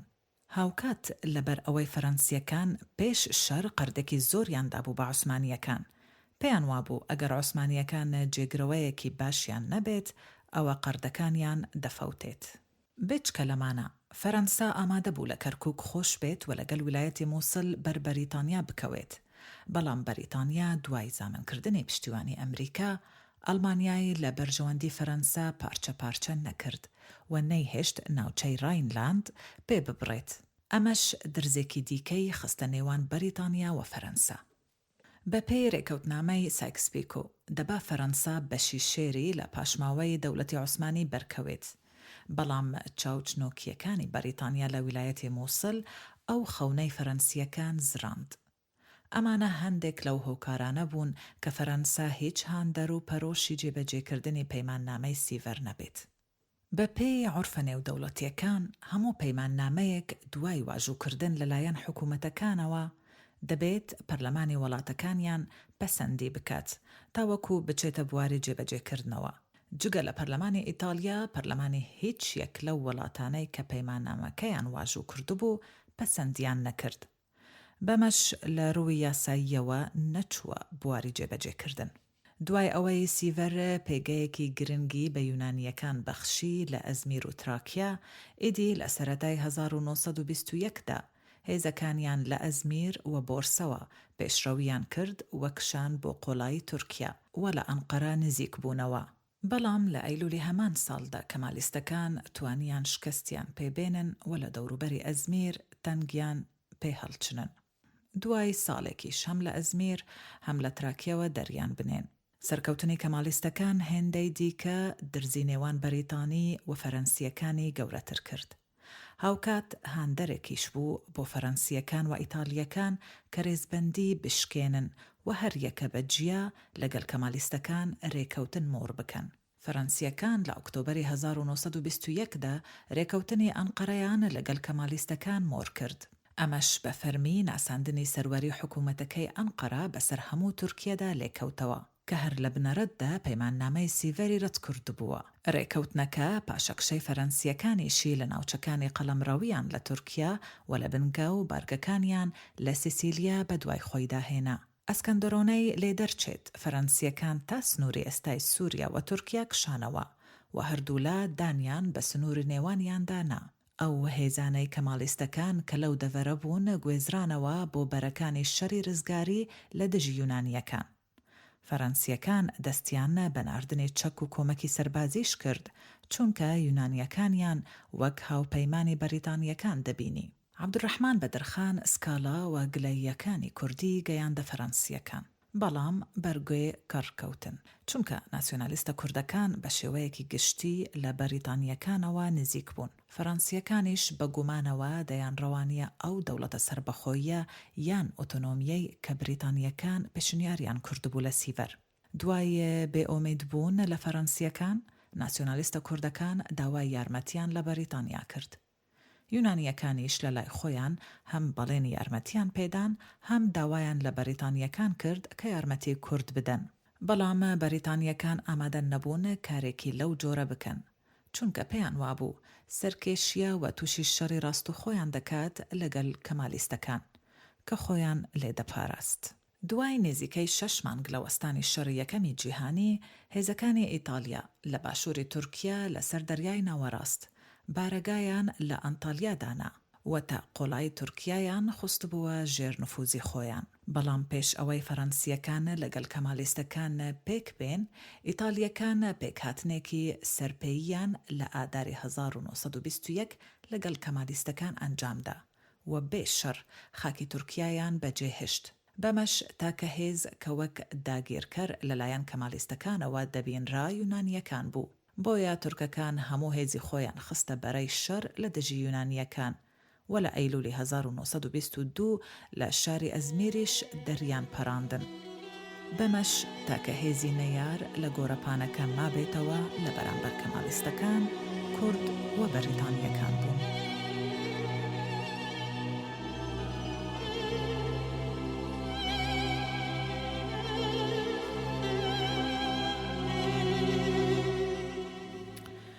ڕۆڵی کورد لە 1908 جەمعیەتی تەعاون و تەرەقی کوردی لەلایەن ناسیۆنالیستە کوردەکان لە ئەستەمبول دامەزرێنرا. کە نێزیکەی 500 ئەندامی هەبوو. شەریف پاشا کە دواتر بوو بە نوێنەری کورد لە کۆنگرەی ئاشتی لە پاریس ئەندامی جەمعیەتەکە بوو. بەڵام جەمعیەتەکە کە لە 1970دا ناوی خۆی گۆڕی بۆ جەمعیەتی تەعالی هەرزوو لە ئانوساتی گفتوگۆکانی سیڤەر ڕادەگەینێت کە شەریف پاشا نوێنەراتیان ناکات. بە قسەی خۆیان لەبەر ئەوەی بە مەرجەکانی ئەرمەن رازی بووە. پێناچێت ئەم قسەیە ڕاست بێت، چونکە شەریف پاشا بە مەرجەکان رازی نەبوو، بەڵکو مەرجەکان لەلایەن هاوپەیمانەکانەوە بەسەر کورددا سەپێنرابوون. بە هەر حاڵ، ئەمە یەکێک لە هۆکارەکانی ساردبوونەوەی کورد بووە لە پەیماننامەی سیڤەر. کەماڵیستەکانیش زۆر خراپ بۆ ڕاکێشانی کورد بۆ لای خۆیان و بە دژی شەریف پاشا ئەم خاڵەیان بەکارهێنابوو. ئەوان بە کوردیان دەگوت ئەها شەریف پاشا وڵاتی موسڵمانانی ڕادەستی ئەرمەنیەکان کردووە. پێش دەستپێکردنی شەڕ پێدەچێت شەریف پاشا لەگەل بەریتانیەکان لەسەر خەت بوو بێت بە مەبەستی مسوگەرکردنی پشتیوانی بۆ کوردەکانی بندەستی عوسمانیەکان، بەڵام هەوڵەکانی بێئەنجام بوون. بۆیە هەرزوو کۆڵ دەدات و لەو کاتە یەکلاکەرەوە و چارەنووسسازدا مەیدانەکە جێدەهێڵێت و ساڵانی شەڕ، ساڵانی بریاردان لە چارەنووسی گەڵانی ناوچەکە دەچێت لە مۆنتی کارلۆ نیشتەجێ دەبێت. لە پێش کۆتایی شەڕ شەریف پاشا دووبارە پەیوەندی بە پێرسی کۆکس، فەرماندەیەکی هێزە بەریتانیەکان لە میزۆبۆتامیا کردبوو کە دواتر بوو بە نوێنەری باڵای بەریتانیا لە عێراق بە مەبەستی دانانی ئینتیدابی بەریتانی بەسەر کوردستاندا وەک ئەوەی بەسەر میزۆبۆتامیادا جێبەجێکرابوو. لەو سەروبەندەدا مەلیک مەحموود سەرکردەیەکی ناسراو لە باشووری کوردستان هەمان داوا پێشکەش بە بریتانیەکان دەکات. لە 22 ئاداری 1990 شەریف پاشا لە یادداشتنامەیەکدا بۆ یەکەم جار لە کۆنفرانسێکی نێودەوڵەتی گرنگدا کە تێیدا بریارگەلی یەکلاکەرەوەی تێیدا دەدرا، داواکانی گەلی کوردی خستە ڕوو. گوتی ئێمە داوای سربەخۆبوونی خۆمان دەکەین، ئەمەش مافێکی ڕەوایی یاسایی خۆمانە. تەنیا ئەم سربەخۆبوونەشە ڕێگەمان دەداتێ لە پێناو پێشکەوتن و گەهیشتن بە شارستانیدا کوشش بکەین. هەروەها بتوانین بەهرە لە سامانەکانی وڵاتەکەمان وەربگرین و لەگەڵ لە دراوسێیەکانماندا بە ئاشتی بژین. سەرۆکی ئەمریکا وودرۆ ویلسن، سەرۆک وەزیرانی بەریتانیا لوید جۆرج و سەرۆک وەزیرانی فەرەنسا جۆرجیس کلیمانسۆ لە کۆنگرەکە ئامادە بوون. پێدەچێت ئەم یادداشتنامەیە یەکێک بوو بێت لە هۆکارەکانی جێگیرکردنی ماددەکانی 62، 63 و 64 لە ناو پەیماننامەی سیڤەر کە خەونی دامەزراندنی دەوڵەتێکی کوردی هێنایە گۆڕێ. شەریف پاشا لەلایەن بەشێکی گرنگ و بەرچاو لە نۆخبەی سیاسی کوردی ئەو کات وەک نوێنەر تەماشا دەکرا. لەوانە کۆمەڵە سیاسیەکانی تەعاون و تەرەقی کوردی، تەعالی کوردستان، هیوا، تشکیلاتی اجتماعی، فرقەی دیموکراتی کورد، جەمعیەتی ئیستیقلالی کوردستان. هاوکات کۆمەڵێک کەسایەتی لە باکووری کوردستان وەک شێخ عەبدولقادر کوڕی شێخ عەبدوڵڵای نەهری و ئەمین عالی بەدرخان و بەرپرسە بەریتانی و فەرەنسیەکان ئاگادار دەکەنەوە کە شەریف پاشا نوێنەری ئەوان وە کووردە لە کۆنگرەی ئاشتی لە پاریس. مەلیک مەحموود لە باشوور فەرمیانەتر شەریف پاشا وەک نوێنەری خۆیان دەناسێنن لە یادداشتنامەیەکدا کە بۆ پاریسی دەنێرێت، بەڵام ناگات بە کۆنگرەکە و لە ڕێگە دەستی بەسەر دەدەگیردرێت. پێش پەسەندکردنی داواکانی کورد لە پەیماننامەی سیڤەردا ئەگەر چی ناتەواویش بوون، یەکرێزی نێوماڵی کورد تێک دەچێت. چەند کوردێک لەوانە شێخ عەبدولقادر بە نامەیەک کۆنگرەی پاریس ئاگادار دەکەنەوە کە ئەوان داوای ئۆتۆنۆمی دەکەن لە ناو دەوڵەتی عوسمانی و سربەخۆییان ناوێت. پێدەچێت سۆز بۆ خلافەتی ئیسلامی لە پشت ئەم هەڵوێستەی شێخ عەبدولقادر بوو بێت. شەریف پاشاش تۆڕە دەبێت و پێش مۆرکردنی پەیماننامەکە پاریس جێدەهێڵێت و هاوپەیمانەکان ئاگادار دەکاتەوە کە ئەو چی دیکە نوێنەری کوردان نییە. بەمەش کورد لە سیڤەر بێ نوێنەر مایەوە. دەکرێت بێخاوەن مانەوەی کورد لە پەیماننامەی سیڤەر بە هۆکارێکی گرنگ دابنرێت لە جێبەجێنەکردنی بەندە پەیوەنددارەکان بە کورد. لە پاڵ ئەمە بوونی ژمارەیەک پێشمەرج و پاشمەرج لە پەیوەند بە دامەزراندنی ناوچە ئۆتۆنۆمەکەی کوردستان و دەوڵەتە چاوەڕوانکراوەکەی هەندێک لە کوردەکانی سارد کردبێتەوە، بە تایبەتی بەهۆی ئەو سنوورەی کە بۆ ناوچە ئۆتۆنۆمەکە دیاری کرابوو کە بەشێکی زۆری لە باکووری کوردستان دابوو بە ئەرمەنیەکان و بەشی ڕۆژئاوای زەی فوراتیشی خستبووە سەر تورکیا. ئەگەری ئەوەش هەبوو کە هەندێ ناوچەش بدرێ بە ئێران. بەواتایەکی دیکە ئەو کوردستانەی کە لە سیڤەر وەک ناوچەی ئۆتۆنۆم دانی پێنرابوو 20% ڕووبەری کوردستانی عوسمانی بوو. ئەگەر کوردستانی ڕۆژهەڵاتیشی بخرێتە سەر، ئەوە کوردستانە ئۆتۆنۆمەکەی سیڤەر تەنها لە 15% ڕووبەری کوردستانی گەورەی پێکدەهێنا. هاوکات هاوپەیمانەکان هەندێک گرۆماڵی سەرپێشیان کردبوو، بۆیان دەرکەوتبوو کە ئەو ناوچانەی بۆ ئەرمەنیەکان دیاری کراوە لە ڕاستیدا ئەرمەنی تیادا کەمینەیەکی بچووکن و سەپاندنی دەوڵەتێکی ئەرمەنی بەسەر زۆرینەیەکی موسڵمانی کورد و تورک ئەرکێکی سەخت و شکست خواردووە. ئەرمەنیەکان لەو ناوچانە زۆرینە نەبوون. دوای جنۆسایدەکەی 1915 بوون بە کەمینەیەکی ئەکجار بچووک. لەو یادەشتنامانەش کە نوێنەرەکانی کورد و ئەرمەن لە سیڤەر خستبوویانە ڕوو، ململانێکان بە زەقی دەردەکەوتن. نوێنەرانی کورد و ئەرمەن پێک هاتبوون لەسەر ئەوەی کە پشتیوانی لە داواکانی یەکدی بکەن و کێشەی سنوور نەبێتە مایەی نەوەستانیان لە دژی تورکەکان. بەڵام پێ ناچێت ئەم لێکتێکهێشتانەی کورد و ئەرمەن دڵنەوایی هاوپەیمانەکانی دابێتەوە. بە هەر حاڵ سپاردنی یان دانی بەشێکی زۆر لە خاکی کوردستان لەلایەن هاوپەیمانەکانەوە بە ئەرمەنە کریستیانەکان پێدەچێت هۆکارێک بوو بێت بۆ نزیکبوونەوەی کورد لە تورکە موسڵمانەکان. ئەمەش جارێکی دیکە بێخاوەنددارێتی کورد لە سیڤەر نیشان دەدات لەمەڕ بەندە پەیوەنددارەکان بە ئۆتۆنۆمی بۆ کورد لە باکووری کوردستان و دەوڵەتە چاوەڕوانکراوەکە لە باکوور و باشووری کوردستان. ململانەی کوردەکان لەگەڵ ئەرمەنیەکان لەسەر خاک هاوکات شەر و ململانەکانی سمکۆی شکاک و کوردانی ڕۆژهەڵات لەگەڵ کریستیانەکانی دەوروبەری گۆڵی ورمێ لەوانەیە وێنەیەکی نێگەتیڤی لەسەر کورد لای هاوپەیمانان دروست کرد بێت. بەتایبەتی ئەگەر ئەوە ڕەچاو بکرێت کە لەو سەروبەندەدا پرسی ئاین و پاراستنی کەمینە ئاینیەکانی ڕۆژهەڵات بۆ ڕۆژئاواییەکان جێی بایەخ بووە. پێدەچێت ئەمە کوردی خستبێتە سەنگەرێک لە دژی ڕۆژئاواییەکان، نەک هاوسەنگەری لەگەڵ ڕۆژئاواییەکان بە دژی عوسمانی و کەمالیستە موسڵمانەکان. ئەم خاڵە هێندەی دیکە پربایەخ دەبێت ئەگەر ئەوەوە بیر بهێنرێتەوە کە لەگەڵ هاتنی بەریتانیەکان بۆ ناوچەکە لە 1915دا کوردەکانی باشووری کوردستان بە سەرکردایەتی شێخ مەحموود هاوسەنگەری عوسمانیەکان بوون لە شوعەیبە لە نێزیک بەسرا لە دژی بەریتانیەکان، کەچی لە نیمچە دوورگەی عەرەبەکان ڕاستوخۆ هاوشانی بەریتانیەکان لە شەردابوون بۆ دەرپەراندنی عوسمانیەکان لە حیجاز و شام. دەکرێت ئەمە هۆکارێک بوو بێت بۆ پەسەندکردنی عەرەب بەسەر کورد لە پەیوەند بە لکاندنی باشووری کوردستان بە عێراق لە بری سربەخۆی. لە هەموو ئەمانە گرنگتر بۆ جێبەجێ نەکردنی سیڤەر لەوانەیە ئەو دۆخە بوو بێت کە کوردستان وەک میزۆپۆتامیا، عێراق و سووریا یەکسەر نەخرایە ژێر ئینتیدابی بەریتانی یان فەرەنسی، بۆیە هەردوو دەوڵەت خۆیان بە خاوەنی کوردستان بە تایبەتی باکوور نەکرد. ئەمەش لەوانەیە یەکێک لە فاکتەرە هەرە سەرەکیەکانی بە دەوڵەت نەبوونی کوردستان بێت. هۆکاری ئەمەش دەگەڕێتەوە بۆ ئەوەی کە هێزەکانی هاوپەیمانان لە ڕۆژی مۆرکردنی ئاگربەستی مۆدرۆس نەگەیشتبوونە بەشی هەرە زۆری کوردستان، چەند شوێنێک لێرە و لەوێ نەبێت.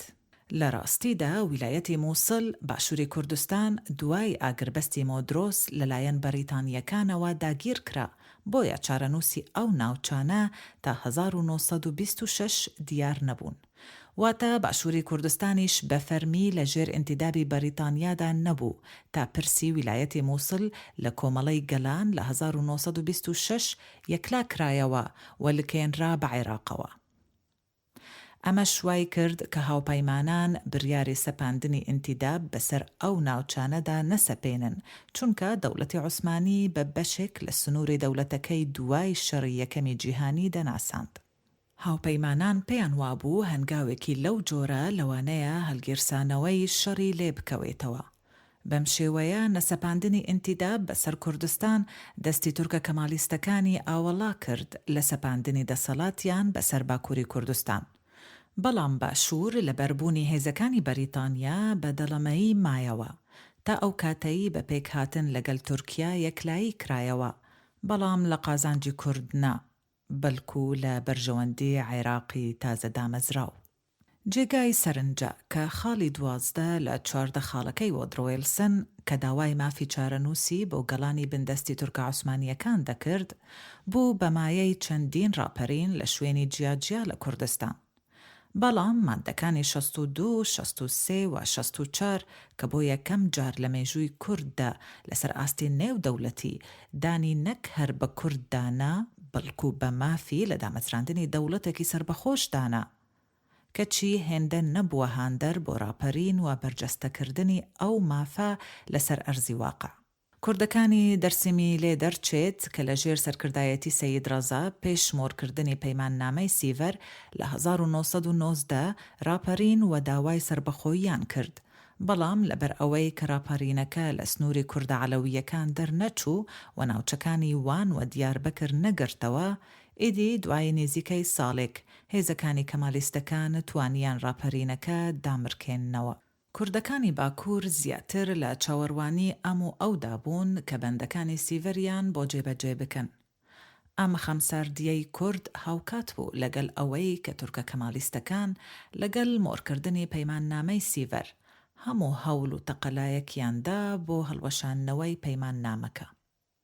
تورکەکان بەخەستی و بەسەختی لە شەڕدا بوون لەگەڵ یونانیەکان، هاوکات لە گفتوگۆدا بوون لەگەڵ یەکێتی سۆڤیەت و لە ململانێدا بوون لەگەڵ بەریتانیەکان، و هەر زووش فەرەنسیەکان و ئیتالیەکانیان بێلایان کرد و لە گۆرەپان و دەریاننان. بێچکە لەمە چەندین ڕاپەرین و یاخیبوونی ناوخۆییان سەرکوت کرد و سوڵتانی عوسمانیان پەراوێز خست بەرادەیەک کە شەرعیەتی نێودەوڵەتیشیان لێسەندەوە. پێچەوانەی کوردەکان کە لە دەرەوەی وڵات چالاک بوون بۆ ڕازیکردنی ئەم لایەن و ئەو لایەن، دیارە ئەمەش زۆر بە کرچوکاڵی. تورکەکان لە ناوەوەی وڵات هەم زوو هەم بەچڕەیی دەست بەکار بوون. مستەفە کەمال لە ماوەی چەند مانگێکدا چەندین کۆنگرەی بەست کە دامەزراندنی پەرلەمان و حکوومەت و سوپایی لێکەوتەوە. کەمالیستەکان بە کەڵکوەرگرتن لە ئەزموونی دەوڵەتداری زوو دامەزراوە و هۆکار و میکانیزمەکانی دەوڵەتداری وەک سوپا و دامەزراوەکانی حکومداریان وەگەرخستەوە. هاوکات ئامرازەکانی پەیوەندی پێکەوە و بە یەکەوەکردنیان لە خزمەت خۆیان خستەوە کار، وەک تەلەگرام و شەمەندەفەر. کورد لە کاتی شەڕ و لە دوای شەڕ کە دەسەڵاتی عوسمانی بەرەو هەڵوەشانەوە دەچوو، هەوڵێکی جددی وایان نەدا کە ناوچەکانی خۆیان بخەنە ژێرە دەسەڵاتی خۆیان و ئیدارەیەک دامەزرێنن و لەو پێگەیەوە لەگەڵ ئەوانی دیکە سازان و مامەلا و شەڕ بکەن. زیاتر لە چاوەڕوانی هێزە هاوپەیمانەکان بوون کە شتێکیان بۆ بکەن. ئەم خاڵە ئەوە دەردەخات کە هۆکارە بابەتیەکان لە ئەزموون و دەوڵەتداری و ئامرازەکانی حکومکردن چەندە گرنگن بۆ هەر نەتەوەیەک کە بیاوێت بەسەر بەخۆیی و سەروەری بگات. تورک کەڵکیان لە ئەزموونی 600 ساڵەی عوسمانیەکان وەرگرت، چونکە خۆیان بە خاوەنی ئەو میراتە دادەنا. بەڵام کورد سەرەڕای ئەوەی کە لەو 500 ساڵەدا هاوبەش بوون لەگەڵ تورکەکان کەچی پێ ناچێت خۆیان بە میراتگرەوەی عوسمانیەکان دانابێت و خۆیان بە خاوەنی دام و دەستگاکانی ئەو دەوڵەتە زانی بێت، تەنانەت ئەگەر لە ناوچەکانی ئەوانیشدا بووبن. بۆیە بەشێک لە ئەفسەر و فەرمانبەرە دەوڵەتیەکانی کورد هەر لە ناو ئەو دەستگایانە دامانەوە کە تورک خۆی لێ بەخاوەن کردن، ئەمەش تورکی کرد بە خاوەن دەوڵەت و کوردیش بە پاشکۆ. بە کورتی زۆر گرنگە کورد عەقلیەتی جەنگاوەری جێبێڵێت و بیر لە دەوڵەتداری و بەدامەزراوەی کردنی بڕیارەکانی و کردارەکانی و هەنگاوەکانی بکات. هەرچەندە پشتیوانی نێودەوڵەتی ئێکجار گرنگە، بەڵام کورد دەبوو وەک هەڵ سەیری باردۆخەکە بکەن و بیقۆزنەوە بەوەی کە لە ناوخۆوە ئیدارە وەکیانێک دامەزرینن و دەسەڵاتی خۆیان بسەپێنن، ئینجا هەوڵی بەدەستهێنانی پشتیوانی دەرەکی بدەن یاخۆد چاوەڕوانی بن. تورک لە کورد سەرکەوتوتر بوون، چونکە لەسەر بنەمای وەک بورهان یاسین و سەردار عەزیز بۆ کورد پشنیاری دەکەن، لە ناوەوە بنیاتنان و لە دەرەوە دانپێنان ئیشیان کرد. تورکەکان هەردووکیان بەدەستهێنا و کوردەکانیش لە هەردوو بوار شکستیان هێنا. بێبەرنامەیی کورد بۆ کارکردن لە ناوەوە ڕێگەی خۆش کرد بۆ تورکە کەمالیستەکان کە ئەو بۆشاییە پڕ بکەنەوە، کە لە ئاکامی نەبوونی دامەزراوە لۆکالیەکان هاتبووە ئاراوە. بۆ ئەم مەبەستە کەمالیستەکان هەرزوو خشین بەرەو ویلایەتە کوردنشینەکان و لە ڕێگەی پرۆپۆگاندەیەکی چڕیشەوە هەوڵی سەرنجڕاکێشانی کوردیان دەدا بەلای بەرنامە و بیر و بوچوونەکانی خۆیان کە تا ڕادەیەکی باش سەرکەوتوو بوون. گۆتاری هاوئاینی و هاوچارەنووسی و هاومێژووییان بەکاردەهێنا بۆ زەمانەتکردنی هەست و نەست و پشتیوانی کوردەکان و وەگەرخستنیان بە دژی هاوپەیمانە کافرەکان، بە تایبەتی یونانیەکان.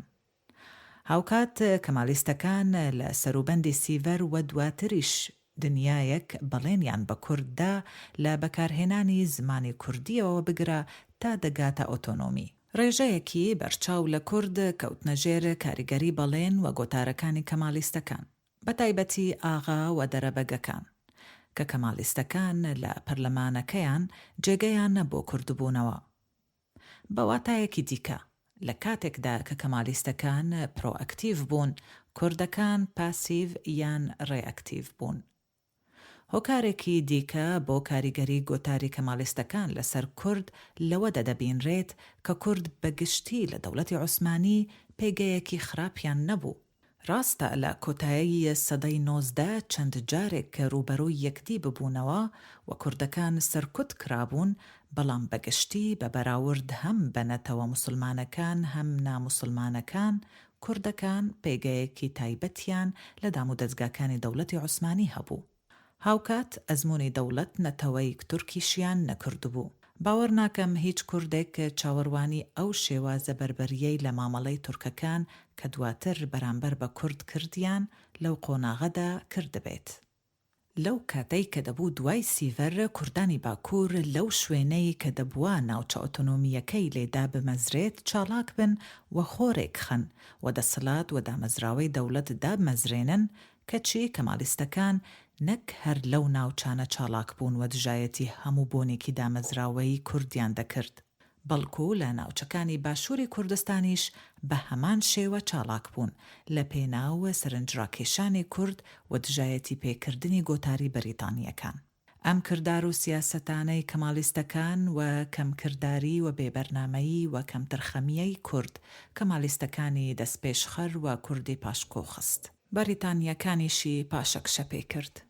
بەواتایەکی دیکە وایە لە بریتانیەکان کردبوو کە لە جیاتی بیرکردنەوە لە دامەزراندنی کیانێک بن بۆ کورد لە باشوور لە هەولی لکاندنی باشووری کوردستان بن بە عێراق، هەم بۆ پاراستنی عێراق ئەویش بەکردنی کوردستان بە لەمپەرێک لە پێش ئەگەرەکانی هێرشی تورکەکان یان بەلشفیکەکان، هەم بۆ کەمکردنەوەی پێگە و دەسەڵاتی کەمالیستەکان لە ناو کورد. کشانی کەمالیستەکان بۆ ئەو شوێنانەی کە وەک ناوچەی ئۆتۆنۆم بۆ کورد لە پەیماننامەی سیڤەر دیاری کرابوون، ڕێگری لە هەموو هەولێک کرد بۆ جێبەجێکردنی پەیماننامەکە، کە یەکێک لە هۆکارەکانی پەیوەندی بە پاسیفبوونی کوردەوە بوو. کەمالیستەکان پێش کوردەکان لە باکووری کوردستان دامەزراوە دەوڵەتیەکانیان ڕێکخستەوە، ئەوان لە پرۆئەکتیڤبوونیان بەردەوام بوون، ئەویش بەناردنی هەندێک لە هێزەکانیان بۆ باشووری کوردستان. بەمەش بەریتانیەکان و کوردەکانیان خستە دۆخی بەرگریکردنەوە. هێزەکانی کەمالیستەکان لە ڕەواندز وەرانیەوە بگرە تا نزیک کۆیە بڵاویان پێکرابوو و بەردەوام بوون لە چالاکیەکانیان. بۆ ئەمەش سوودیان لەو دەنگە ناڕازیانە وەردەگرت کە لە دژی بەریتانیەکان لە دەڤەرەکەدا پەیدا بوون، وەک باکوور بەڵێنی ئۆتۆنۆمیان بە گوێی خەڵکی ئەو دەڤەرەشدا دەچرپاند.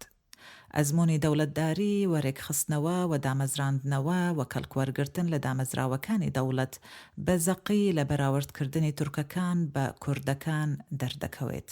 کورد بۆ سەپاندنی بڕگە و مادەکانی سیڤەر لە بێ ئەزممونیدا لە باری هێریشکردنەوە چوبوونە دۆخی بەرگری و پاشکۆیەتی.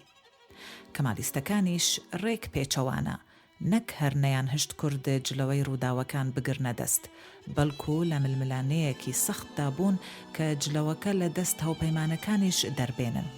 هەرزوو وەک ئاماژەی پێکرا لە ململانەیەکانیان لەگەڵ فەرەنسی و ئیتاڵی و یونانیەکان سەرکەوتوو بوون، ئەوەی لە گۆرەپانەکە مابوو بەریتانیەکان بوون کە لە هەمووان زیاتر لە پرسی کورد تێوەگلا بوون.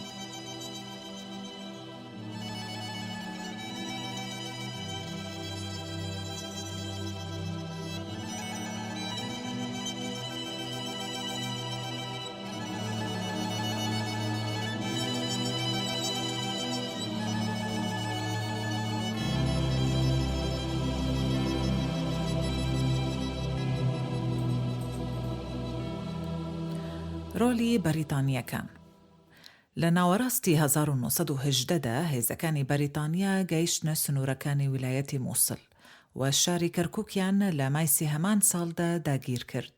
عوسمانیەکان پێش کشاندنەوەی هێزەکانیان لە ناوچەکە مەلیک مەحموود وەک حاکمی سلێمانی دەستنیشان دەکەن. مەلیک مەحموود نامەیەک بۆ نوێنەری باڵای بەریتانیا لە عێراق ئارنۆڵد وێلسن دەنێرێت کە تێیدا داوا لە بەریتانیەکان دەکات کە حکوومەتێکی کوردی لە ناوچەی سلێمانی بە سەرۆکایەتی ئەو لە ژێر چاودێری بەریتانیەکان دامەزرێنن. مەلیک مەحموود لەگەڵ بەریتانیەکان ڕێک دەکەوێت و وەک حکومداری کوردستان دەستنیشانی دەکەن. بەڵام ئەو داوا لە بەریتانیەکان دەکات کە دەوڵەتێکی کوردی لە ژێر ئینتیدابی ڕاستوخۆی خۆیان دامەزرێنن کە هەموو ناوچەکانی باشووری کوردستان و هەندێک دەڤەری باکووری کوردستانیش لەخۆ بگرێت. بەریتانیەکان هێشتان لە نێو خۆیاندا لە سەر چارەنووسی باشوور و باکووری کوردستان ڕێک نەکەوتبوون، بۆیە داواکاریەکە ڕەتدەکەنەوە. لە نیسانی 1990 مەلیک مەحموود کۆنتڕۆلی سلێمانی دەکات و ئالای بەریتانیەکان دادەبەزێنێت و لە جێگەیدا ئالای کوردستان ئالای مەلیک مەحموود بەرز دەکاتەوە. بەریتانیەکان لە هێرشێکدا بە کەڵکوەرگرتن لە هێزی ئەسمانی لە 9 تەمووزی 1990 شێخ دەستگیر دەکەن و دادگایی دەکەن و دەینێرن بۆ مەنفە لە دوورگەیەک لە هیندستان. بەریتانیەکان لە لەندەن سیاسەتێکی دیاریکراویان سەبارەت بە باشووری کوردستان نەبوو. لەبەر ئەوە پرسەکەیان خستبووە ئەستۆی فەرمانبەر و ئەفسەرە بەریتانیەکان لە ڕۆژهەلاتی ناوین کە بەسەر دوو گروپدا دابەش بوون. پێرسی کۆکس کە جێگەی ئارنۆڵد وێلسنی وەک نوێنەری باڵای بەریتانی گرتوبووە لەگەڵ لە خانم گێرترۆد بیل سکرتێری کاروباری ڕۆژهەلات داوای لکاندنی باشووری کوردستانیان بە عێراق دەکرد. گروپی دووەم کە لە مەیجەر نوێل و مەیجەر یۆنگ و کۆلۆنێل لۆرانس پێک هاتوبوو پێشنیاری دامەزراندنی دەوڵەتێکی کوردیان دەکرد. لە کۆنگرەی قاهیرا کە لە ئاداری 1921 بەسترا، چێرچڵ وەک وەزیری کۆلۆنیەکان بە پلە لە هەمویان بەرزتر بوو. ئەویش لەگەڵ دامەزراندنی دەوڵەتێکی کوردی بوو لە باشوور. لە کۆنگرەکەدا چارەنووسی عێراق دیاریکرا، بەڵام لایەنە بەشداربووەکان لەسەر چارەنووسی باشووری کوردستان نەگەیشتنە ڕێکەوتنێکی یەکلاکەرەوە. بەریتانیەکان دەترسان ئەگەر ئەوان دەوڵەتێکی کوردی لە باشوور دروست بکەن و بیخەنە ژێر ئینتیدابی خۆیانەوە، ئەوە دەبێت ڕێگە بدەن ئەو دەوڵەتەی کە لە باکوور دروست دەبێت بکەوێتە ژێر ئینتیدابی فەرەنسیەکان یان نفوزی ئەوان. ئەوەشیان پێ باش نەبوو. بۆیە هەرزوو لە سەپاندنی بڕگە و مادەکانی پەیماننامەی سیڤەر سارد بوونەوە و دەستبەرداری دروستکردنی ناوچە ئۆتۆنۆمەکەی باکووری کوردستان بوون. بێچکە لە نیگەرانیان لە فەرەنسیەکان، بەریتانیەکان ئاگداری گەشە و تەشەنەی خێرای کەمالیستەکانیش بوون لە تورکیا، بەتایبەتی لە ناوچە کوردنشینەکانی باکوور. ئەمەش وای کرد کە ئامانجی سەرەکی بەریتانیەکان ڕێگریکردن بێت لە کەمالیستەکان بۆ نەگەیشتنی دەسەڵاتیان بە ویلایەتی مووسڵ و کوردەکانی باشووری کوردستان. بۆیە لە هەر پلانێک لە پەیوەند بە کوردانی باکوور وەک ئەوەی لە سیڤەر ئاماژەی پێکرابوو دەستیان هەڵگرت. بەپێی مادەی 64 لە پەیماننامەی سیڤەر، دەبوایە باشووری کوردستان لە ئەگەری دامەزراندنی دەوڵەتێکی کوردی لەگەڵ کوردستانی باکوور یەک بگرێتەوە. بەڵام لەبەر ئەوەی بەریتانیەکان ڕۆژ بە ڕۆژ گرنگی باشووری کوردستانیان بۆ مانەوە و بەهێزکردنی میزۆپۆتامیا عێراق لا زیاتر دەبوو، بۆیە هەر لە بنەڕەتدا حەزیان نەدەکرد دامەزراندنی دەوڵەتێکی کوردی سربەخۆ سەر بگرێت. بۆ ئەمە بەستەش لە دانوستان و سازان بەردەوام بوون بۆ ڕازیکردنی فەرەنسیەکان بۆ وازهێنان لەو بەشەی کوردستان کە بە پێرێکەوتنامەی سایکس-پیکۆ لە کوردستانی باشوور بەر ئەوان دەکەوت. واش پێدەچێت بەریتانیەکان ئەگەری یەکگرتنەوەی هەردوو پارچەی کوردستانیان لە سیڤەر بۆ ئەوە داڕەشت بێ تاوەکو فەرەنسیەکان چی دیکە هەڵنەکشێن بە ناوخاکی کوردان لە تورکیای عوسمانیدا. بەواتایەکی دیکە وا پێدەچێت بۆ بریتانیا باشتر بوو بێت ئەگەر دەوڵەتە کوردیەکەش سەر نەگرێت، ئەوە ئەو بەشانە لە خاکی کوردان کە ئێستا کەوتونەتە باکووری سووریا لە بندەستی تورکە عوسمانیەکان بمێننەوە، نەوەک بکەونە دەست فەرەنسیەکان. بەریتانیەکان کاتێک بۆیان دەرکەوت کە کەمالیستەکان جێگرەوەی عوسمانیەکانن، ئیدی نەیان دەویست زوێریان بکەن، چونکە دەیانویست بە زووترین کات گفتوگۆی ئاشتی لەگەڵیاندا بکەن و کۆتایی بەو باردۆخە نەشەڕ و نە ئاشتیە بێنن لە ڕۆژهەڵاتی ناوین. بۆیە کاتێک پێرسی کۆکس پێشنیاری پشتیوانیکردن لە کوردەکانی باکوور دەکات تاوەکو فشاری کەمالیستەکان لەسەر یونانیەکان لە ئەزمیر و دەوروبەری کەم بێتەوە، بەریتانیەکان لە لەندۆن رازی نەبوون بەو پێشنیارە لەبەر ئەوەی پێیان وابوو کە کوردەکان یەکگرتوو نین و ئەمەش ئەرکی بەریتانیەکان سەخت دەکات و ئەگەری شکست زۆرە. لە کۆتایی 1921 چەرچل بە کۆکس دەڵێت: ئێمە هێشتان نەمانتوانی و عەرەبەکان رازی بکەین، نامانەوێت کوردەکانیش بکەینە بارگرانیەکی دیکە. لەلایەکی دیکە بەریتانیەکان نەیان دەویست ئەزموونی ئەرمەنیەکان دووبارە بکەنەوە، کاتێک کە لەلایەن ڕووسەکان هاندران لە دژی تورکەکان شەڕ بکەن، دواتریش پشتیان تێکردن، لە ئاکامدا وردۆخاشکران. ئەوان دەیانگوت لەوانەیە کوردەکانیش بە هەمان چارەنووس بگەن، بە تایبەتی ئەگەر ئەوە بەبیر بهێننەوە کە دوای شەڕ بەریتانیەکان ئامادە نەبوون جارێکی دیکە پارە و سەرباز بۆ ناوچەکە تەرخان بکەن. هاوکات پێیان وابوو ئەو کات گفتوگۆکردن لەگەڵ تورکە کەمالیستەکان سەخت دەبێت، چونکە ئەوان دەکات بە نەیارێکی سەرسەخت. ئەمەش لە کاتێکدا بوو کە ماوەیەک بوو بەریتانیەکان دەیانویست مامەڵە لەگەڵ تورکیایەکی دۆستدا بکەن. لە ئاداری 1922 بەریتانیەکان بەو قەناعەتە گەیشت بوون کە کەمالیستەکان کوردەکانیان خستۆتە گیرفانی خۆیان، بۆیە هیچ ئۆمێدێکیان بە کورد لە باکوور نەمابوو بۆ بەگژە چوونەوەی کەمالیستەکان.